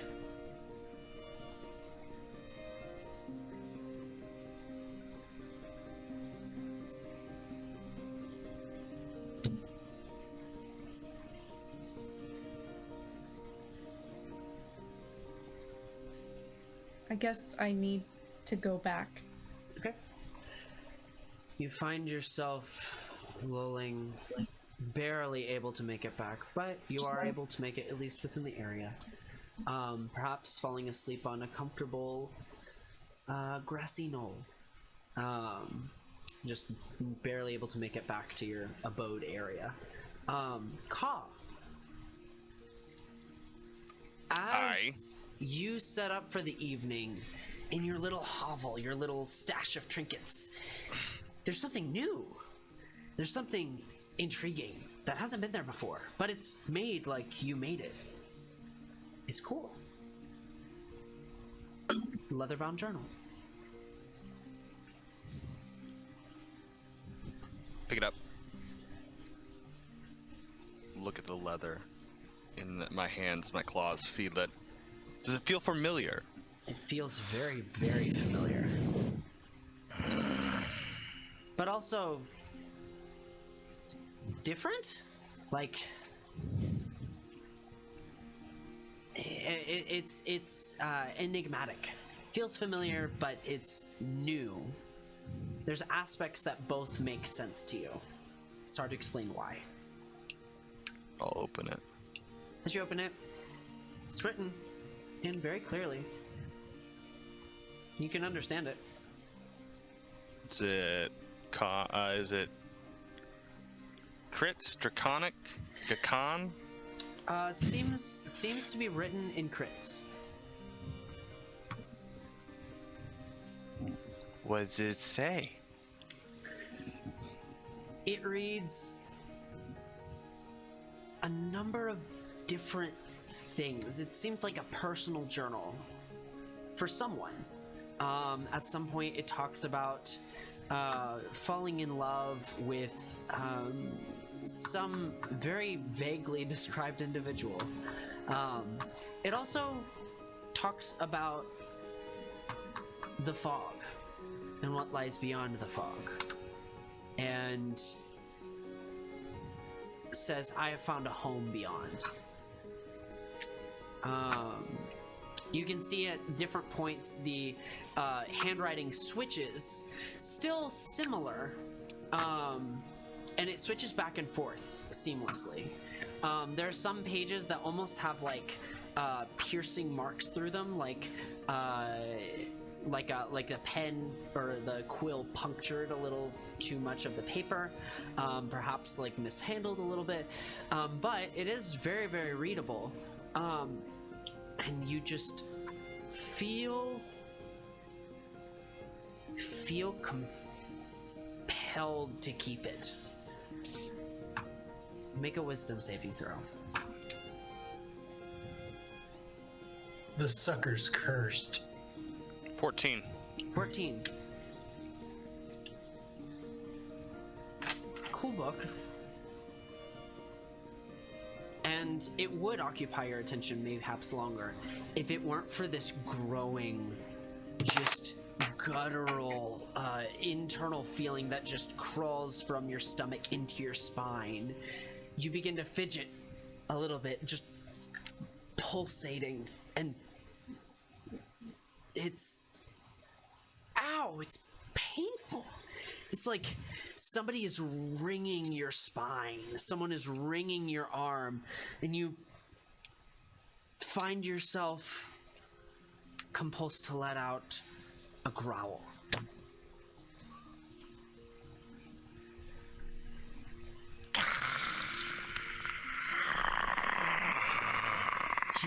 As you release this growl, you feel like this pain in your teeth that just begins to take hold, and in your mind you hear your own voice. I wish for a big bad beastie, something with fur and fangs. And you find yourself transformed into a werewolf. You smell gnome.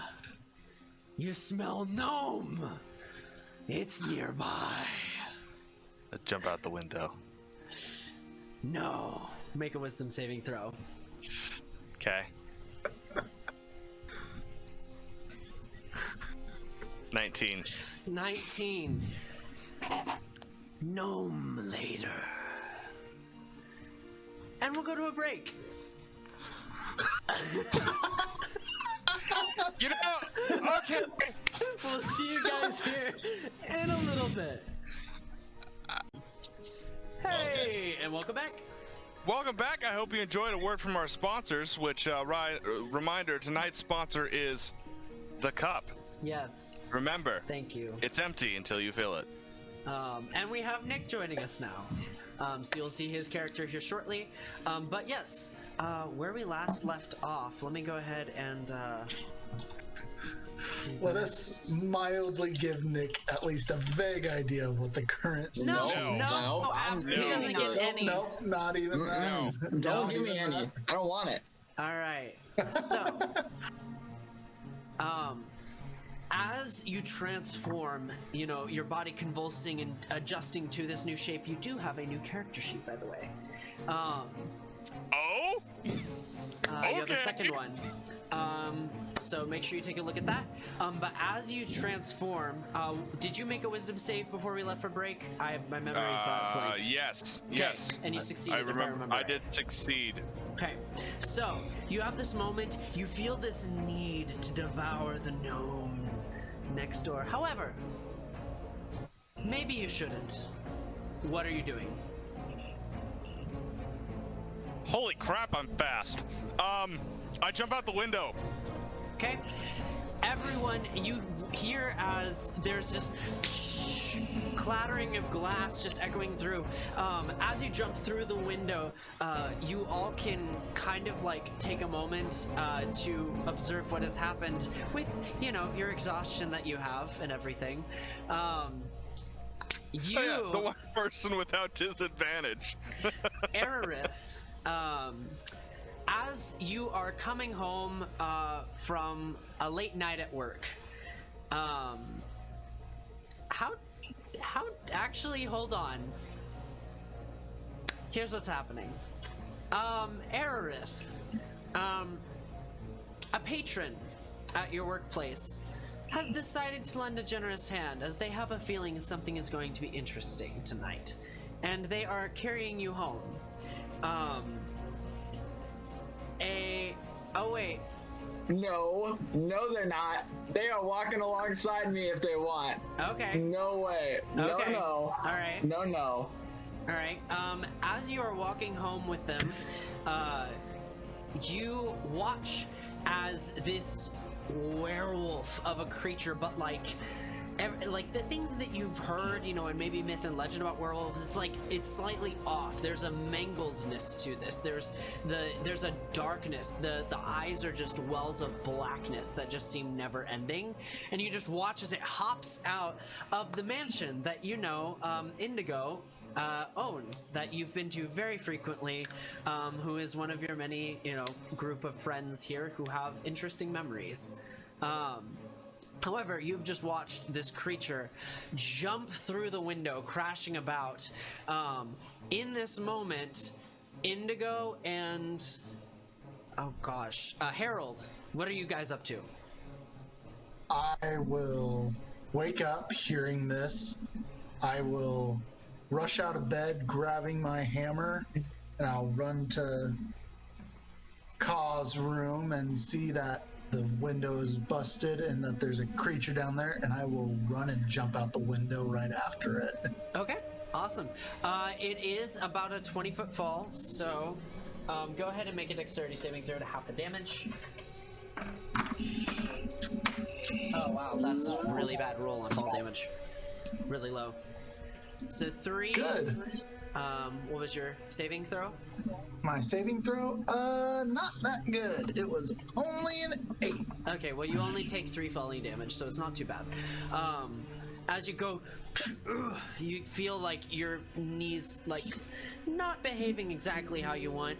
You can see out, like, now that you're on the ground, you look up, the creature's running off in a direction far faster than you are typically. You also notice that Erarith is nearby with an individual. Indigo, what are you up to? Was I to make it back to my home to sleep, or did I fall asleep outside? You fell asleep outside.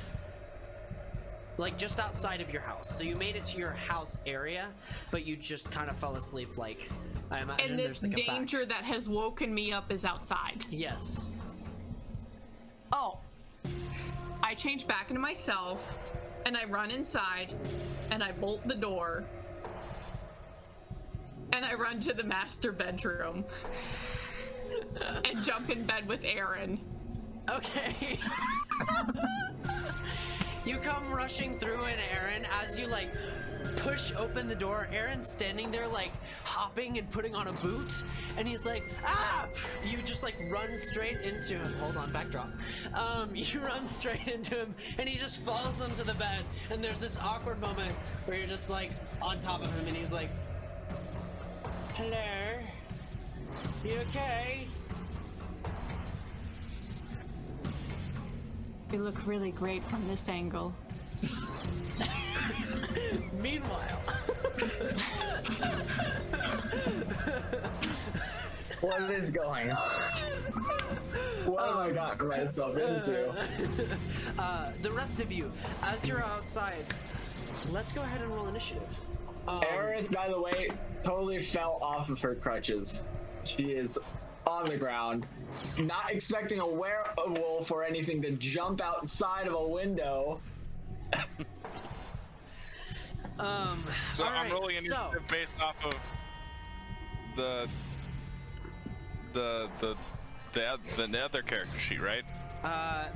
So yes, you would be using that character sheet. You use that one whenever you transform.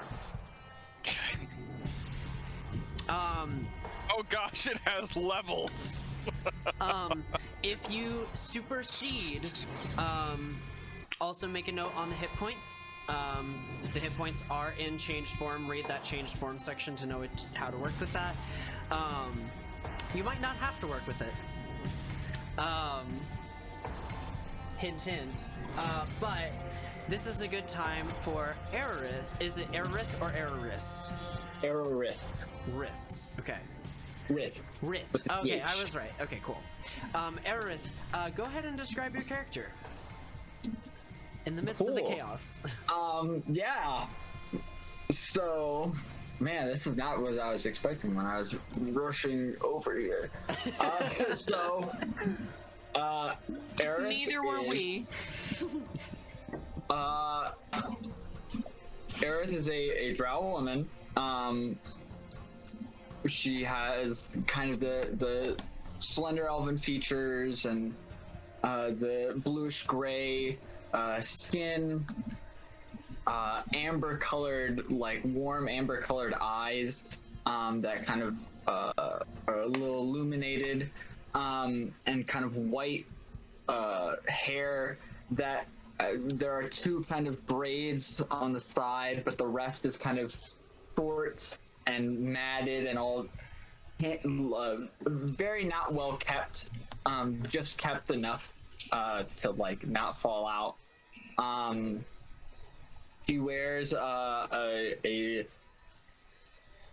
short coat with kind of working just dirty clothes underneath, kind of well worn and covered in with oil stains and whatnot.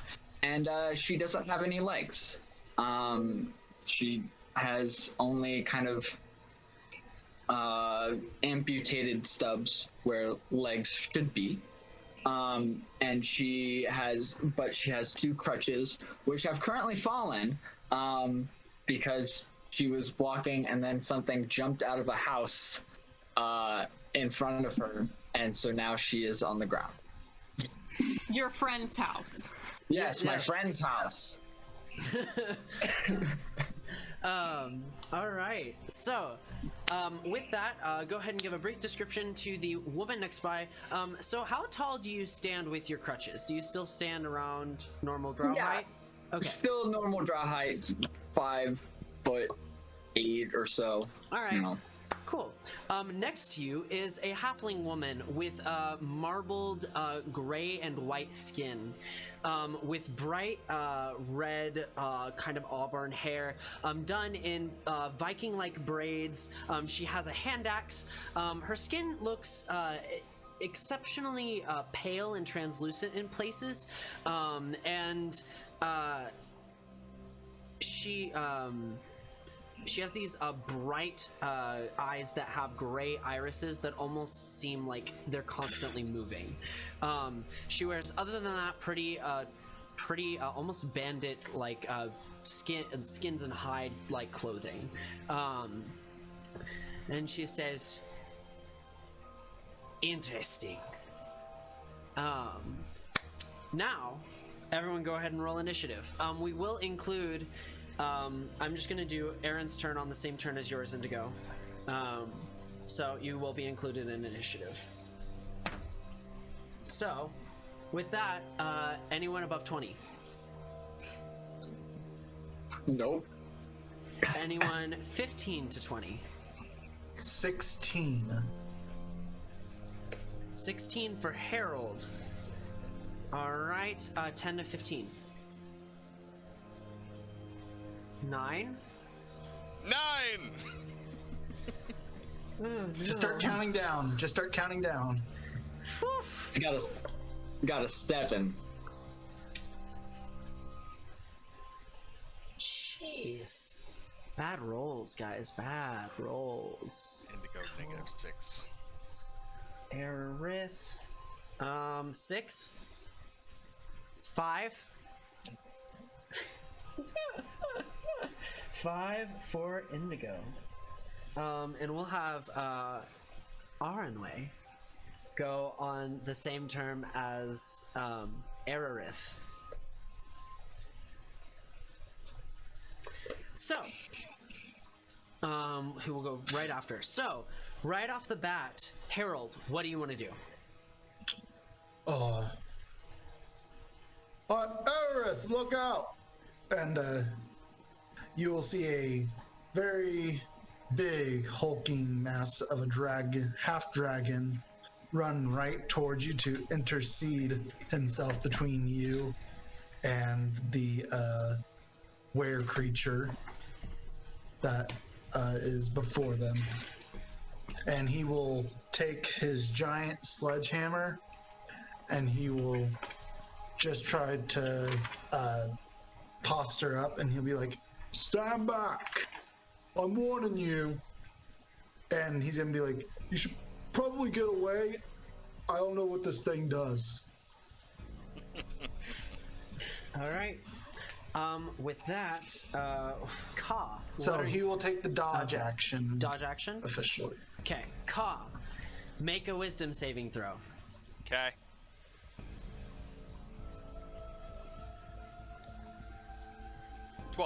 12. DC 15. You fail. Uh-oh.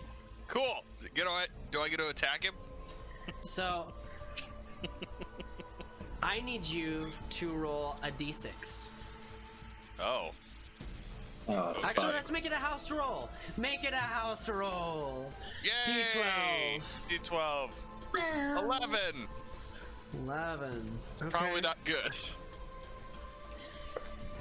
You look around, and while that gnome certainly smells appetizing, so does the drow in front of you. Yep. So, what do you do? The drow, like, I'm not gonna make you do anything. I'm gonna say there is a primal urge to be aggressive towards the drow. How you interpret that is up to you. So the drow is standing behind this roadblock that's holding up a hammer against me, right? Yep. So they're taking the dodge action. Okay. I'm probably going to pay this object no mind and just bull rush past it. Okay. And mutilate the drow. Make an attack of opportunity. Harold. Yep. That is not gonna hit. There's no way. It's an 8. Can I roll above a 10? Like, Jesus Christ. Guys, if you wanted me to just re-roll a different character, there were so many better ways to do so. All right. What were you saying, Michael? I'm mutilating. Okay, you're making an attack. Make your attacks. Do you see you have a At multi-attack? advantage, I'm prone on the ground. You are get prone on the ground. Advantage against. Oh gosh. Well, you are getting a new character. I'm sorry. I have no control over We this did character say sheet. Mike was gonna commit a hate crime. Gosh dang it. Okay. I have advantage. What do I? Okay. 1, 2. 15, 22, 15. All of those hit. Okay.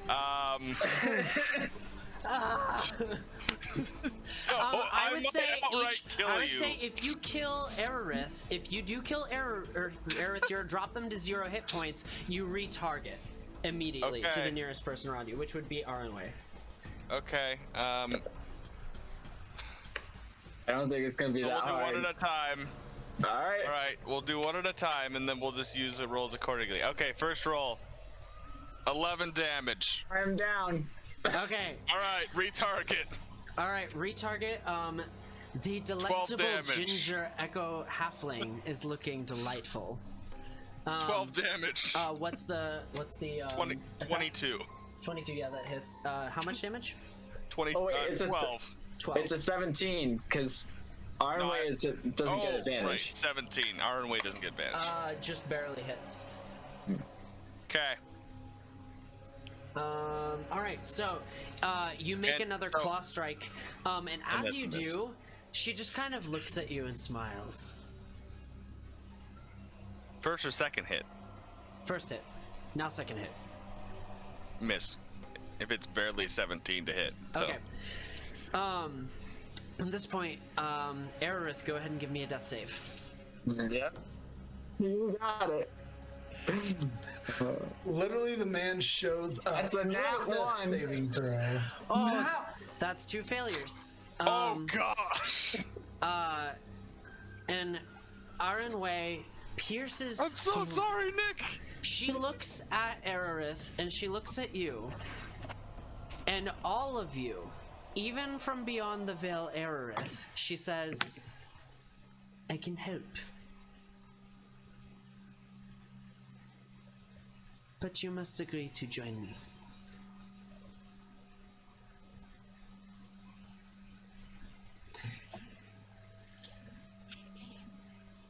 I will help And now. we all hear. Aerith would know All of I'm a you. bard who can cast Cure Wounds, just so you know.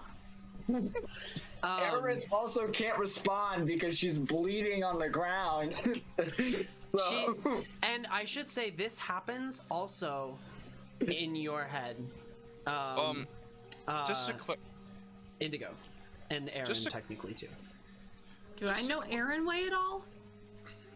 Make a history check. Or is she new? Okay. Make a history check. Just to Kill. clarify, as this is going on, I believe, just for the audience, I believe it was discussed that death saves are permanent in this campaign. They are They're permanent in both now, so in both fuck campaigns. you. So classic. Classic. Well, so Greatest luck of all time. I'm sorry, I'm waiting for my character sheet to load and it's not loading. okay. Do you want me to pull it up and give you your stats or give you your numbers? You are not proficient in history, but you do have a I 3 figured- modifier on. I it, so- figured. Okay. I'm gonna use my tiny dice since my huge dice failed me. You're good. It's refocusing. Focus. We're good. Fuck you, tiny dice. 7. Fuck this tiny dice.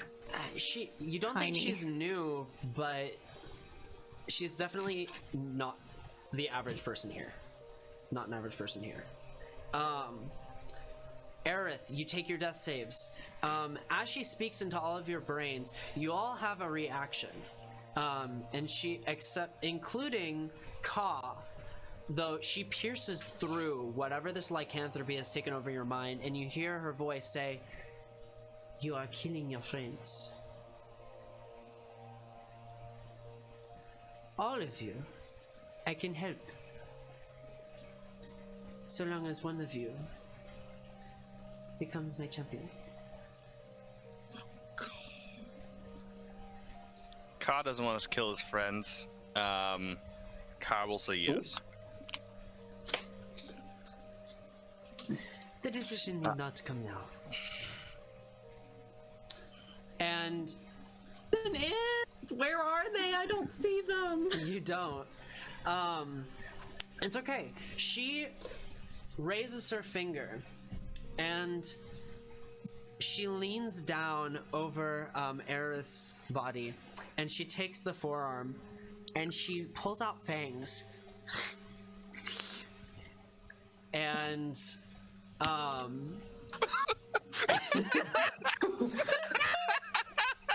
We got Twilight, folks. I haven't even been in session for more than 10 minutes, and I already die and become a vampire. Holy shit. Hold on, you don't know what's going on. You don't know what's going on. Wait. And Lindsay is jealous. I told Cal what I wanted. Look, you don't know what's happening. You don't know what's happening. He couldn't make me a werewolf. He couldn't make me a vampire. He couldn't make me an edgelord.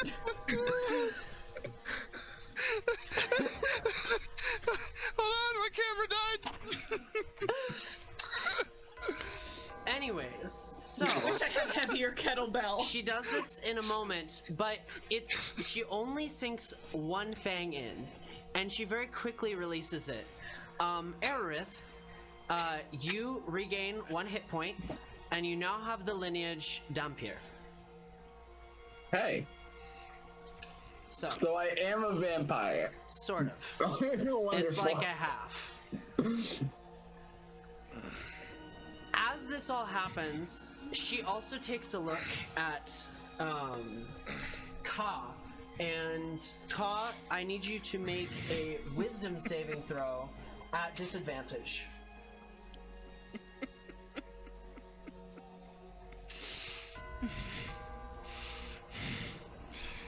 $18.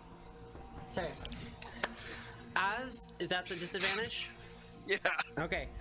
She gazes at you, and you can feel this presence of someone trying to work their way past the lycanthropic mind.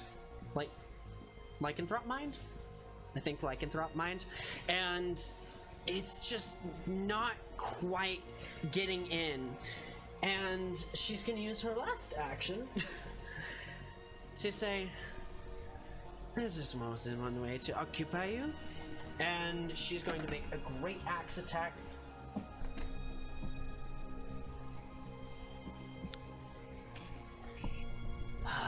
It's a natural Also- one. Also giggity, Unmatched. by the way. As she takes her great axe out and swipes at you from underneath, you just jump over it harmlessly as she stumbles onto the ground in front of you prone.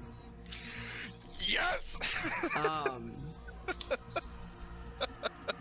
Sorry, Thank you guys for watching. Indigo. Tune in next. I don't really want to kill everyone, Indigo, but I'm having a good time. your turn.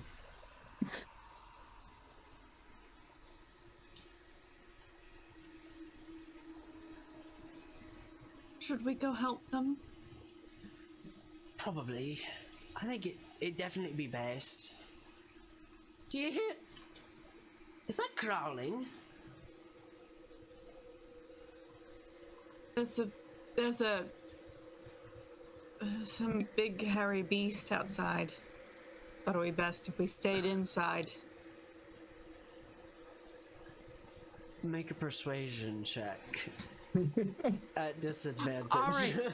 Other tiny dice. Okay.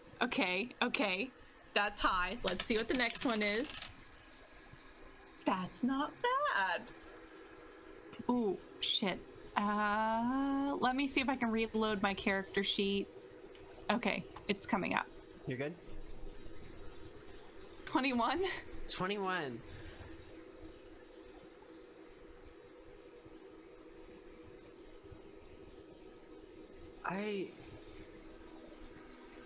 It sounds like something really terrible is happening out there. You sure? All the more reason to stay inside.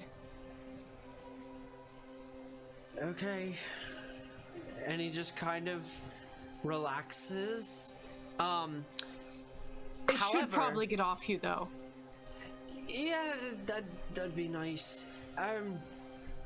It's at this point, however, as you kind of get off him and he sits up, like you realize he was shirtless, he's wearing pants, but like as you are looking, you realize he's got like up the spinal column of his back are like tendrils that interweave and interlock. like markings or like straight up like he No, has... like it looks like fleshy tendrils just like interlock behind his and up through his back. Huh. In the same kind of grayish marbled skin texture. It'd also be dangerous in here. Look, it was a procedure. And we will get back to the top of the round with Harold. Well, I would like to rage. All right, Harold. You rage, Harold. Harold's mad. You just watch. You need to stay away from Aerith right now. Love And then he it. takes out his giant sledgehammer, basically, and is gonna try to smash your face in. The slightly dense half dragon just bares his teeth, a little bit of guttural sound coming to his voice. Go ahead and make your attack. Do I trust this, or would I rather do something else? Or what are you doing? I'll do this. I'll do this. See if this works. Aww. Not quite. You go into swing, and even though you've been pierced in the mind, Ka, you reach your hand down and you just pat them all aside. Ka, your turn. Do I have to be a werewolf or am I Ka right now? I think, okay, you make your wisdom save at the end of room. Okay, so I failed last time. You can, I'm going to say, I would say you still feel that aggression towards the halfling. Okay. I'm looming over the halfling. Okay. Since they're prone, I have advantage, and they also took damage last turn, right? They They did. actually took So damage? you have advantage. So I have advantage on my advantage, but it's just normal advantage, because we Yes. don't double stack advantage. Yes. Yay. Yay. Because He's here to kill not just No, you, but your because- friend as well. well, because the thing is, halflings are pretty close to gnomes, so like. All right, let's go. Okay, Keep it moving. I'm not excited. 12, 17, 21. 17 and 21 both hit. Go ahead and roll your Okay. damage. 27 total. 27 total. You rip and tear in your multiple attacks, just carving away at her flesh. But as you do so, it almost seems to like close over itself and mend itself partially, at least in response. With that, we get to Aerith. At 1 hit point, what are you doing?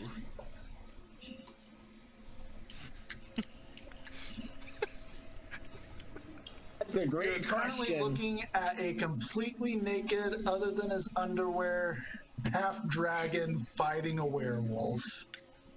Yeah, Mutilating a halfling that just bit you. yeah. There's a lot going on here. There's a lot to process. Okay, I'm making a wisdom save. I don't know if... Oh, no. Okay, no, she'll do something.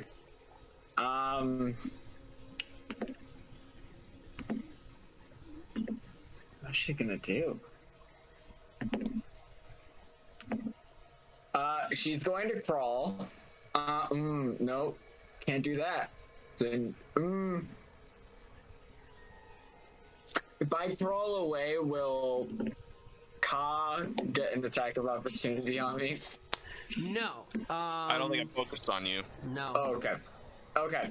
Then I will crawl my total 15 feet of movement back away from the giant werewolf that just killed me. And she'll just frantically search through her pockets and she'll find a kind of small little trinket and kind of throw us yeah Okay. no, I don't think. Yeah. Can I? Yeah. Yeah, I'm gonna throw Tasha's Caustic Brew. Okay. Yeah, what's the saving throw on that? Or is it an attack? It is it's a DC 13 dexterity. DC 13 dexterity from Ka, right? Mm-hmm. Okay, go for it.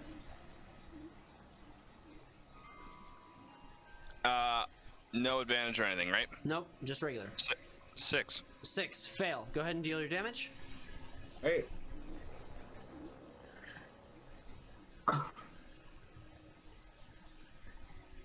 That's 4. 4, okay. Awesome. You take the 4 damage from Tasha's Caustic Brew. Do you want to describe this spellcast for us? Yeah, so she takes a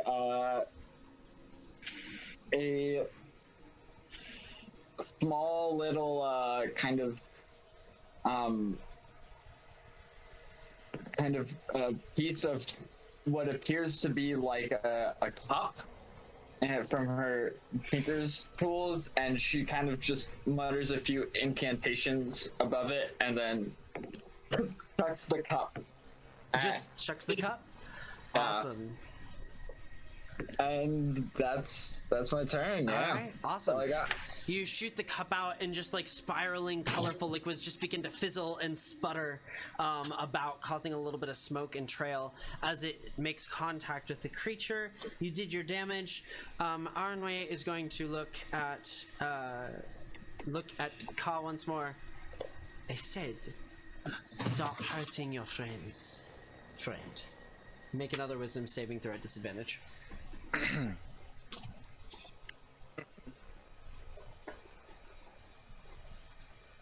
6. 6. You feel her mentality just pierce its way into yours, and for a moment there you're merged, and you can see flashes of a cavern somewhere, and then you're immediately sucked back into it.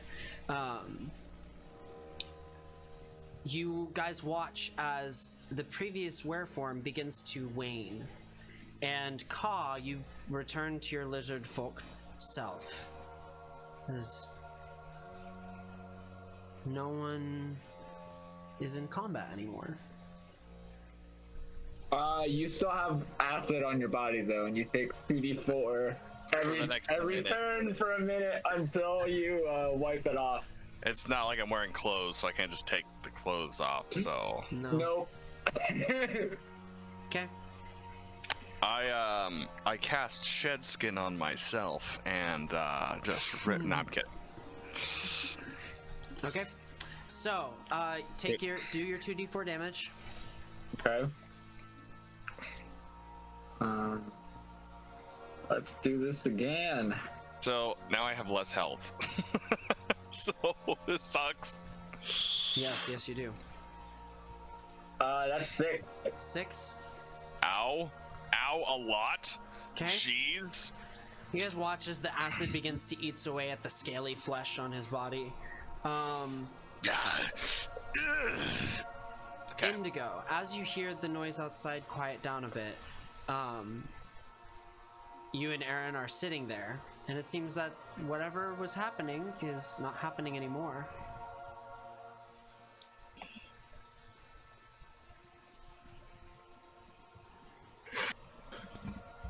Do you think the fighting has stopped or everyone's dead? I guess fighting would stop if everyone was dead. Do you think everyone's dead? What the fuck is going on? You hear from outside, as we are outside of combat. Let's... Now that there's no sound, we could go to the window. I'm gonna roll in the... I can hear Aerith. She is not dead. Let's go take a look. Call, you better stand down now. Are you done? I'm rolling in the mud because I'm burning to death. I think he's all right. We'll go to the balcony and open the doors. Okay. Ostentatiously in her peacock train, or in their peacock, her peacock train. Right now, his. His? Okay. You his know him right peacock now? train. No, I am indigo right now. Oh. I'm Yeah. not a gnome. Thank God. Full indigo. Damn, not a no. Yeah. You make your way out ostentatiously, Indigo. Looking out on the battlefield, you can see that, or what was previously the battlefield, you can see Ka. His scales are just being stripped away by acid. You can see what looks to be a very strange halfling woman that maybe looks a little familiar. You also see the rest of your party members. Aerith looks like an inch from death.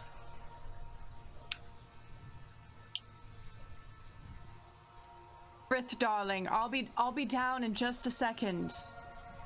Just a second. Aaron, dear, I'm going to have to go help my friend Aerith. Don't think I'm staying behind. I don't know. Yeah. Aerith, I'll help you get up here. I'll get your crutches for you. You touched me? No! What the fuck is going on? I'm here to help you. My train and I run down. Run outside. Ka is kind Is of going to crawl through her crutches and get herself up. Okay. Ain't nobody touching her. All right. Ka's just gonna be sitting on the ground, just processing everything that has happened. Ka, we are going to have a talk as soon as I help Aerith. Because I didn't know you could do that. Aerith, darling, let me help you. No! I'm confused. What's going on? Can you just let me heal you? And we can explain. I mean, you should really let her hear you. Bleeding with your guts out. Just heal me. Just heal me up. Hand on top of her head. Cure wounds. This is ridiculous. You can literally touch me anywhere else on my body. Literally anywhere else. Did you want me to grab your boob? Please take your 10 healing points.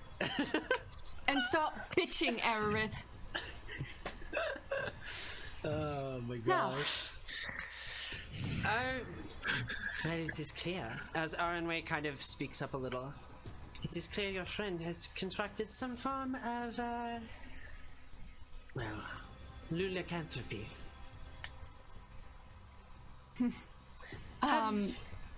Wonderful halfling woman who spoke to me in my mind, I'm assuming, judging by the sound of your voice.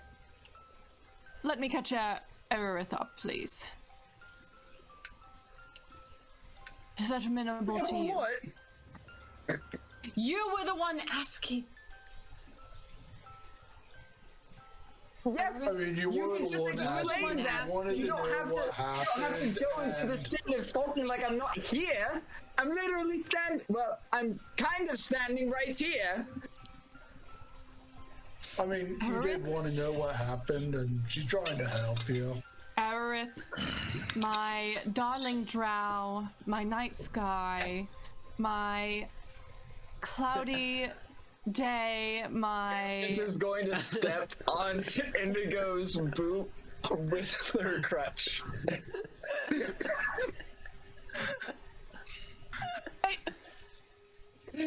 Stop! She picks it up. Thank you. I examine to make sure it's not scuffed. It's Sorry, lightly I forgot. bruised. I forgot you told me not to do that to you. I apologize. Yes, like Aerith. 20 times. Right, I will remember this time. So we met. I presume you were late. Not shocking. On the hillside, since it was a clear night sky, as we usually do. During that time, there was a meteor shower. Amongst the meteor shower was our friend Aaron. Hi. He's new to town, which is weird. He's new to town. I doubt you remember the last time anyone was new to town, because I certainly don't, and nobody else I've interacted with does. Aaron has nothing to do, I presume, with Ka's new apparent lycanthropy. We don't know where that came from. That's very sudden. and you're all caught up. So how did he stop being a werewolf then? Why would we no longer... I would presume it's from our newcomer who spoke to us in our heads. But forgive me, I might just be making assumptions.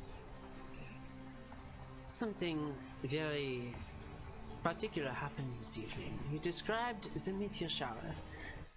I can sense the dust you have in your pocket. It is a very strong arcane signature. I just thought it was pretty. I was gonna match my decor. Make paint. Well, should you impart a grain of sand to Eris over here, we shall see what she does with it. But for the rest of you, I have a feeling you've already benefited from its essences. Give Aerith dirt, she would smack me with her crutch. In the crotch. Is there a bench nearby or anywhere to sit? There's a relatively ornate rusted bench that I feel like... Okay, Aerith I do have an immediately estate. crutching her way over to the bench to sit down and process everything that just happened. You just got off work with Ro. Literally, Ro is your employer. Yeah, I'll put the dust on it if you don't want to. I can do it. Things on her. Aerith, do you want me to sprinkle dirt on you? No, but give me it so I can look at it. Are you going to take all of it? If it's bad. Just fucking give me the stone. It's just dust. I don't have a stone. Okay, well give me the fucking Meteor dust is then. in the fog. I just got off work to be mauled by a vampire who I find out to be one of our friends. No. And then wake up bitten. Werewolf. Excuse me. And then I got bitten by this lady. And now look. So grateful. Give me the fucking dust. Fine. You don't have to be so demanding, you know. Honey is better than your bullshit. Keep it up and it won't be vinegar, it'll be acid next. And I just start looking at the dust. As she opens her palm to drop the dust almost like spirals in a very designed, very ornate sort of way, like making sigils. And as it touches your hand, what was previously somewhat dull, all of a sudden begins to glow with a white center. And Aerith, as you're looking at this meteorite dust, you feel compelled to make a wish.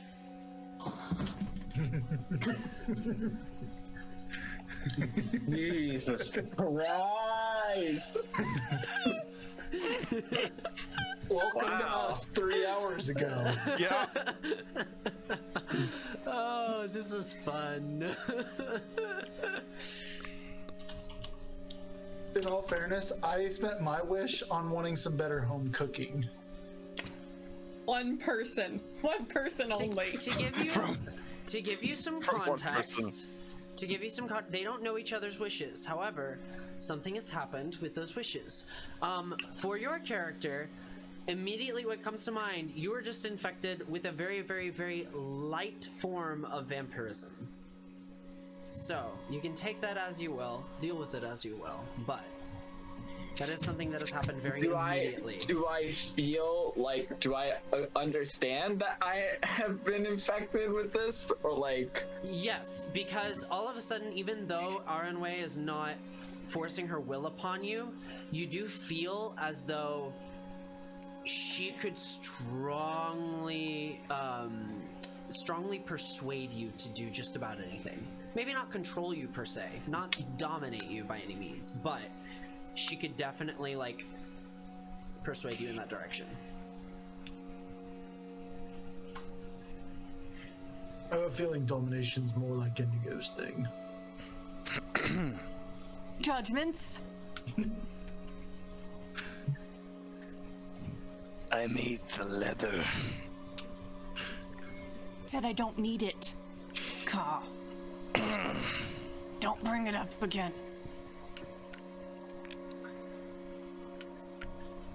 Aerith. What is your wish?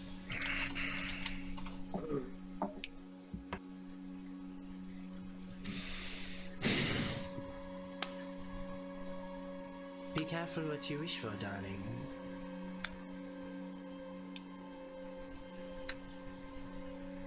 I wish that tonight didn't happen. Oh! And that's where we'll end tonight's session.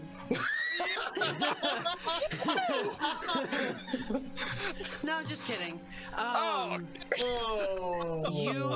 You make this wish. Dang it. And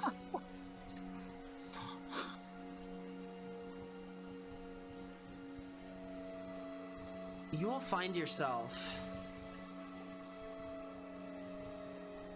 in the living room of Indigo's mansion. You can hear Ka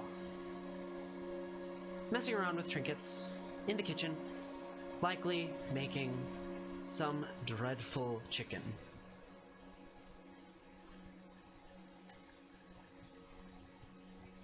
As you all are sitting around, what do you say? It's a casual evening. And it's just us four. It's just you four. Do we remember what just happened? No. It's just... We don't remember any of yesterday. No. You're just sitting. You no longer using seasoning on the chicken, because I swear to God, last time it was like rubber. Harold, shut up. Your voice sounds like a saw sawing through concrete blocks.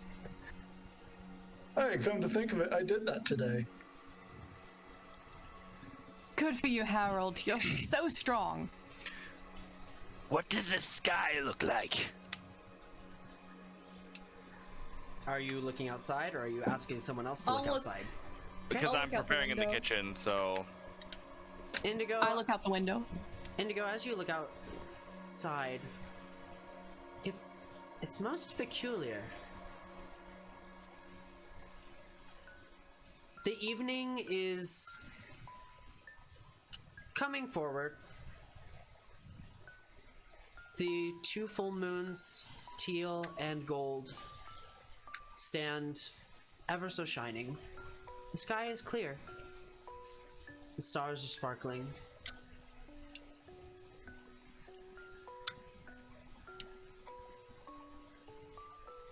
It's clear outside. Should we go up on the hill then?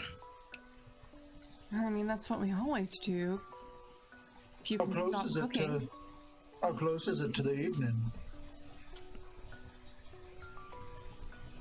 How close is it to the evening? It's a dark. It's dark. And We we should got probably head up. stars. Yeah, are you coming with, Aerith? Yes. It's a steep climb, I know. We can help you up the hill. No, it's fine. It's fine. I'm okay. Why do you offer every time? She knows she says no. She thinks it's degrading. Don't ask. Oh, sorry. All right, Harold.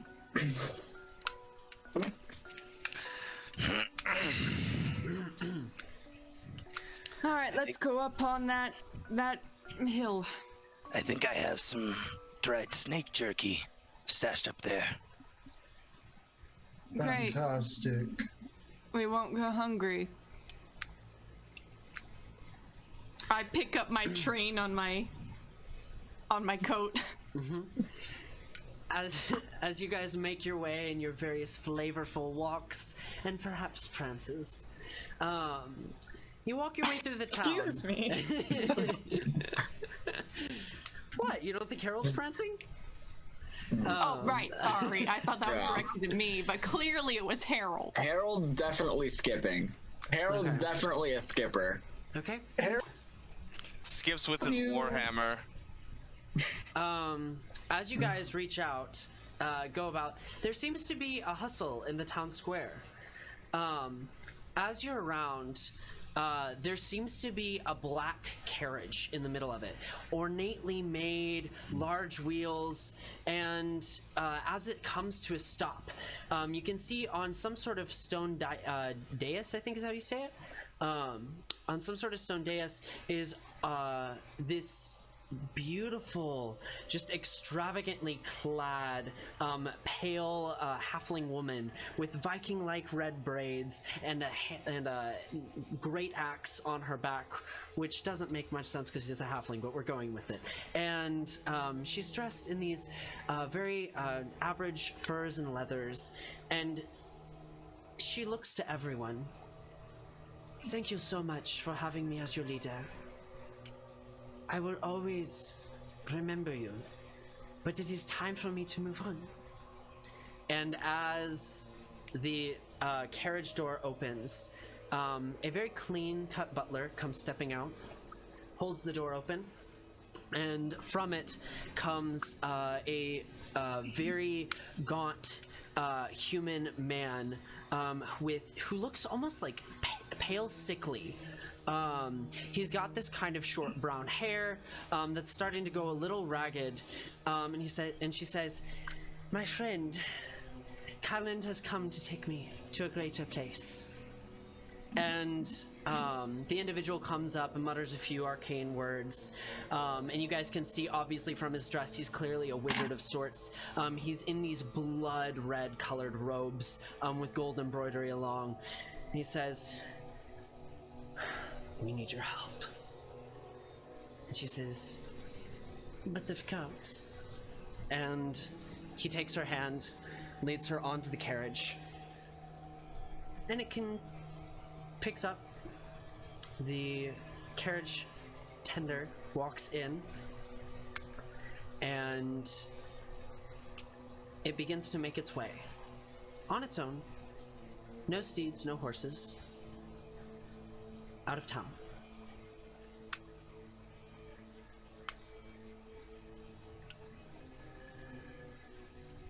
Did anyone... Is that our leader? I don't remember her. I don't know who the fuck she is either. We had a I guess we won't see her anymore. She went off into the fog. What an idiot. You guys can see that the carriage is like just now hitting the road and like just submerging itself into the fog bank that no one ever goes through. I don't remember a carriage getting here. What if we went into the fog? I think... No. Absolutely not. Anyone who goes in the Absolutely fog not, doesn't come Eric. back. So, I'm just posing a question. What, and you never want to come back? I mean... No, but... Just posing a hypothetical. It's interesting. Well... when it comes to the fog, I have... this book... No.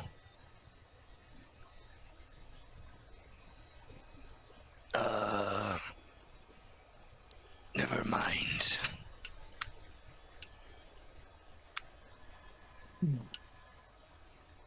Right? We were going to the hill. Yes. Yes. Yes. You guys continue to make your way to the hill. As you do so, a beautiful meteor shower ensues. It's gorgeous, just flying through the sky.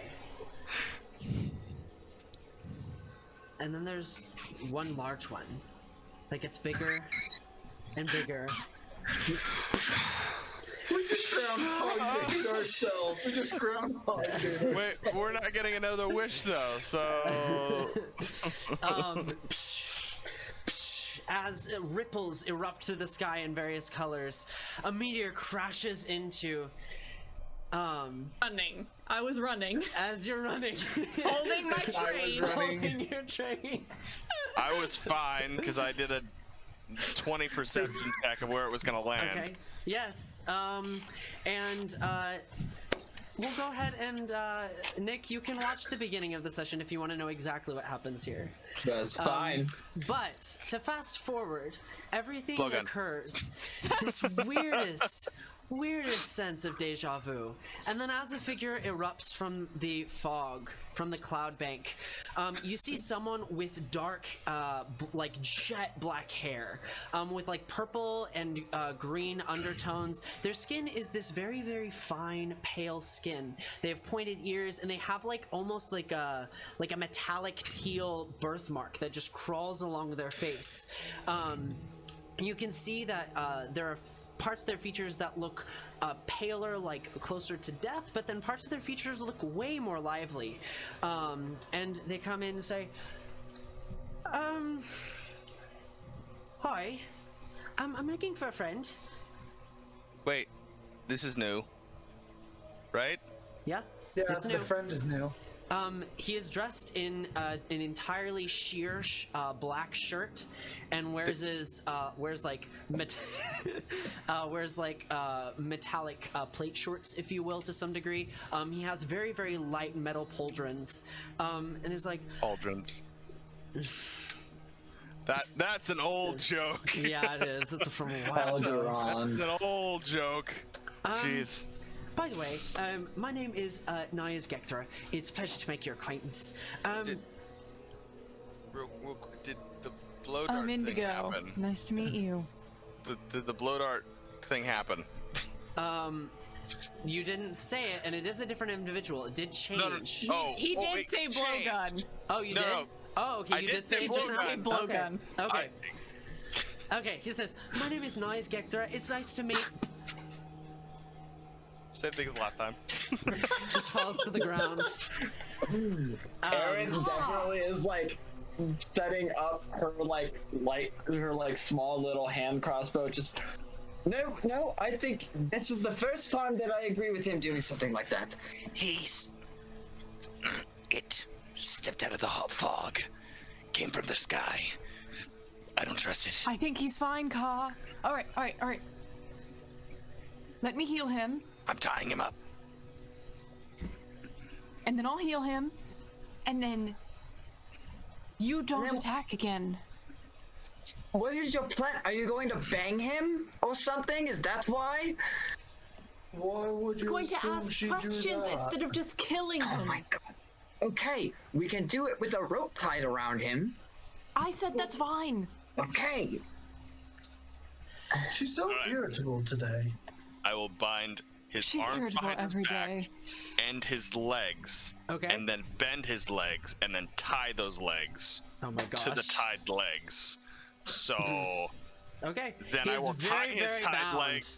Hold on, and I'll tie his tied legs to his handcuffs that I tied already. So he is very much tied Gotcha. and cannot move. Cure wounds. Okay. You cure wounds. He wakes up.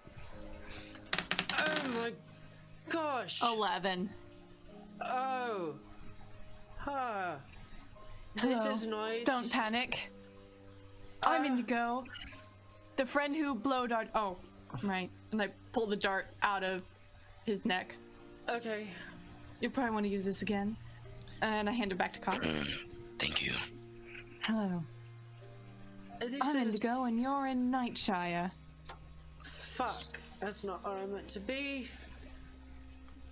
I was trying to get to the Feywild. Do you know Oh, that? that's definitely are not there here. Any fissures in the space? Is that... Okay, this is not where I'm You meant to go. what? What is he talking about? Portals, What? doors to the other realms. I mean, we can make you a door if you Am I want. aware of what he's talking about? You're an artificer, so you're pretty well learned. Go ahead and make an Yeah. Arcana check. Oh, artificer.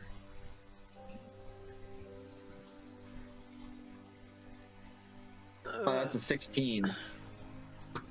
Yes, you know very much of the planes of existence. You don't really understand where Nightshire falls in it. You are aware of the planes like the Shadowfell, the Feywild. There's a weird history there that you can't quite recall. There's the ethereal bordering plane, which kind of exists in and everything else. You are also aware of Echo Reach, which is something you're actually probably pretty well learned in this place. Okay. Never heard of the prime material plane though. Fair. He's just Ronnie looking for Barbarian. My friend, remember what we talked about? When Indigo is doing this, Harold is doing this. Anything. No, you interrupted me when I was talking to our friend Nias.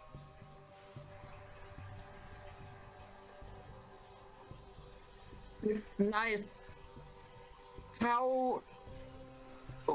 Why are you looking for portals? There's no portals around here. There's the fog. That's a portal to death, if you want to do that. You see, about a year Make ago... it a free-for-all then. Make it a free-for-all. Why don't we all talk? Let Car talk. Oh, won't you shut up and stop being the center of attention for one moment? There is a reason I do the talking, Everett. Why, so you can butter them up so you can take them to your mansion later? Pardon that mansion.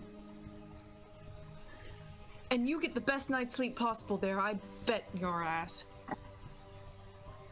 Like my It is a pretty soft bed. Why were you looking? How did you get here? Were you part of that was going on? Well, it does appear that the meteor that is where I appeared, now that I'm thinking about it, there is a slight chance I might have gotten the equation wrong in my casting. Hey, Cal, real quick, he may have needed to make a con save. Oh, that's right. Thank you. 3. He is poisoned now. Okay. Cool. That's good to know. There you go. So... Don't suppose you'll have a library? No. Not a lot. Well, A place, books, scripts, Yes, somewhere in town we have it. Yes, I can.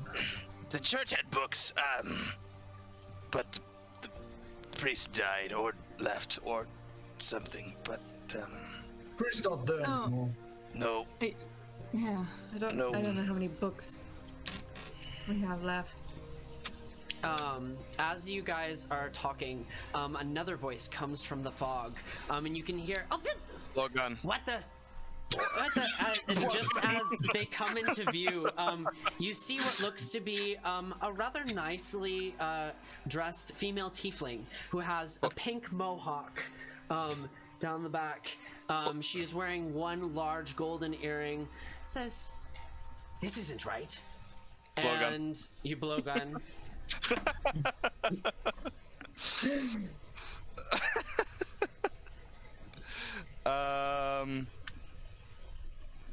He's interesting. 24.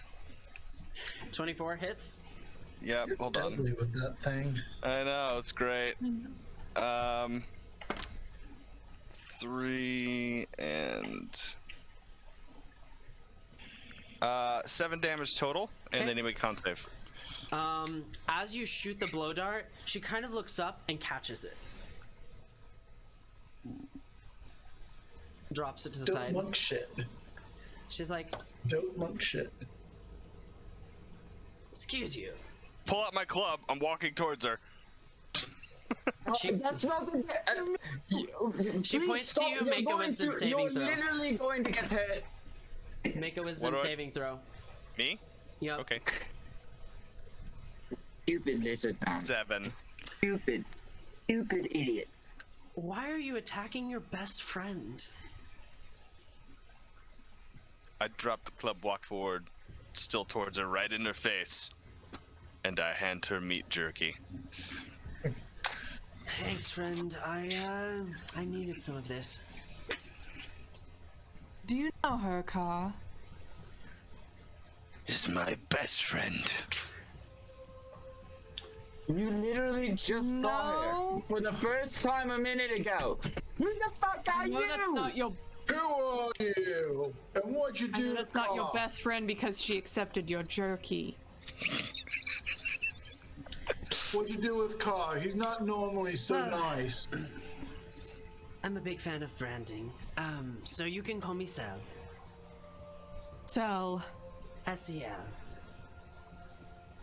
Undo what you did, Wandered somewhere really unfortunate. Wouldn't you think?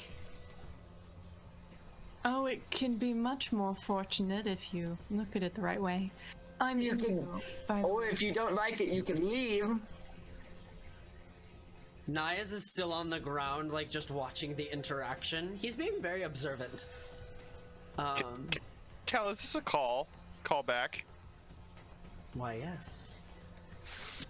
Yeah, obviously it's got to be Karsh's sister. What other female tiefling is there with a mohawk? Oh, jeez. Yeah, sure, we'll go with that. Sorry. Is it an even Pleasure. further callback that I don't remember? Oh, God. Yes. Pleasure. And Okay. she takes your hand and kisses it.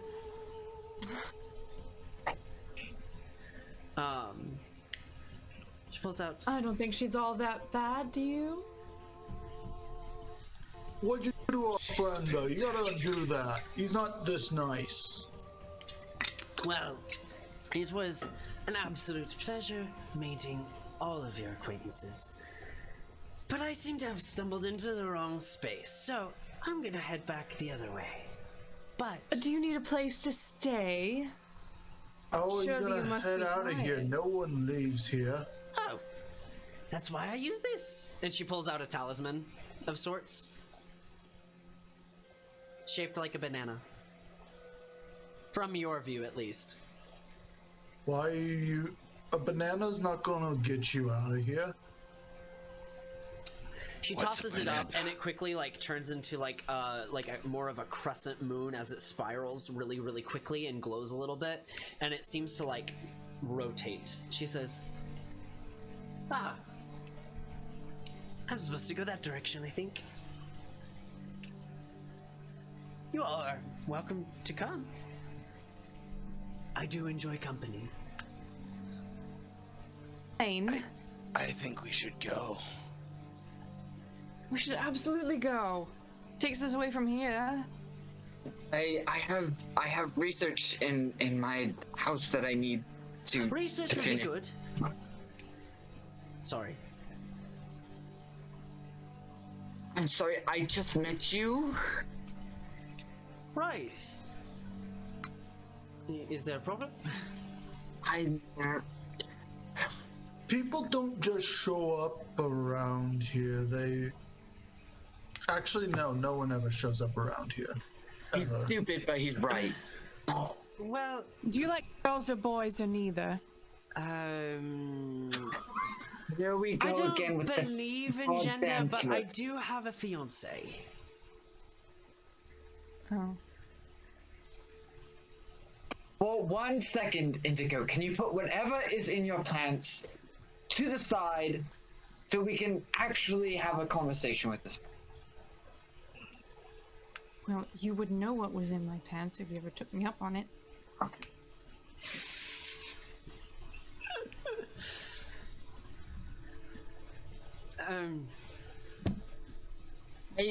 I don't really trust you or know you.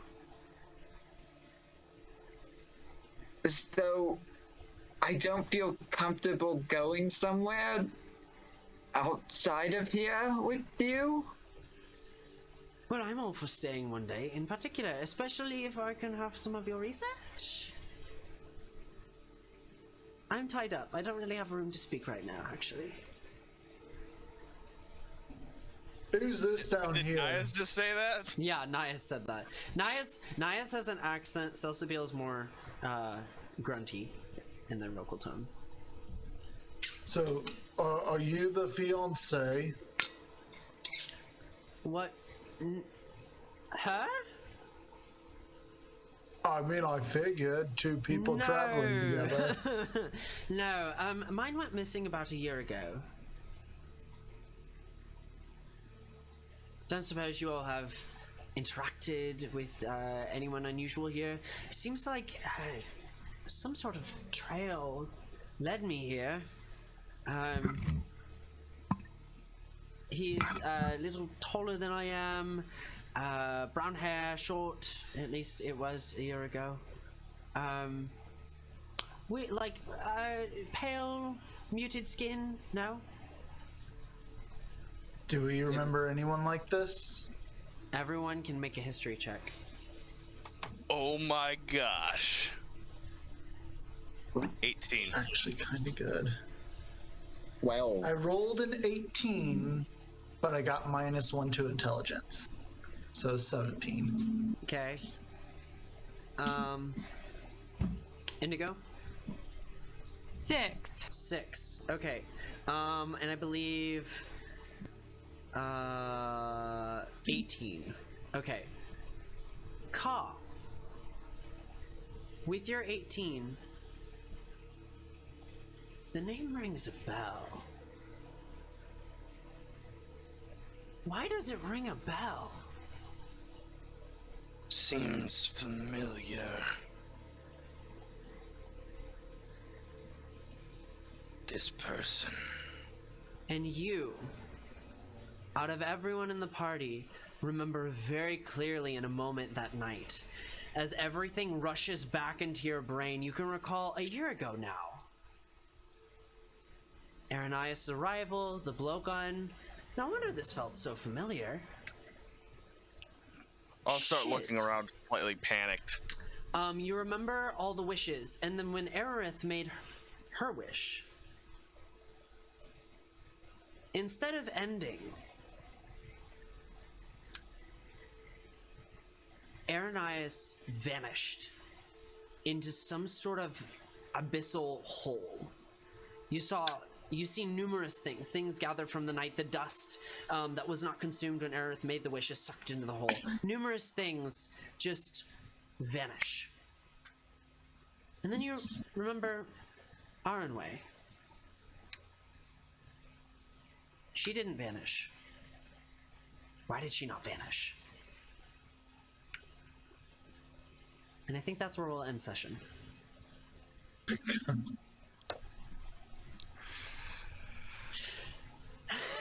Okay. Okay, first off, clutch on Nick for completely getting rid of all of Oh our my curses gosh. that we accumulated. Oh Although I gosh. think Lindsay might be upset that she lost her wish because she can literally attract anyone that she desired, basically.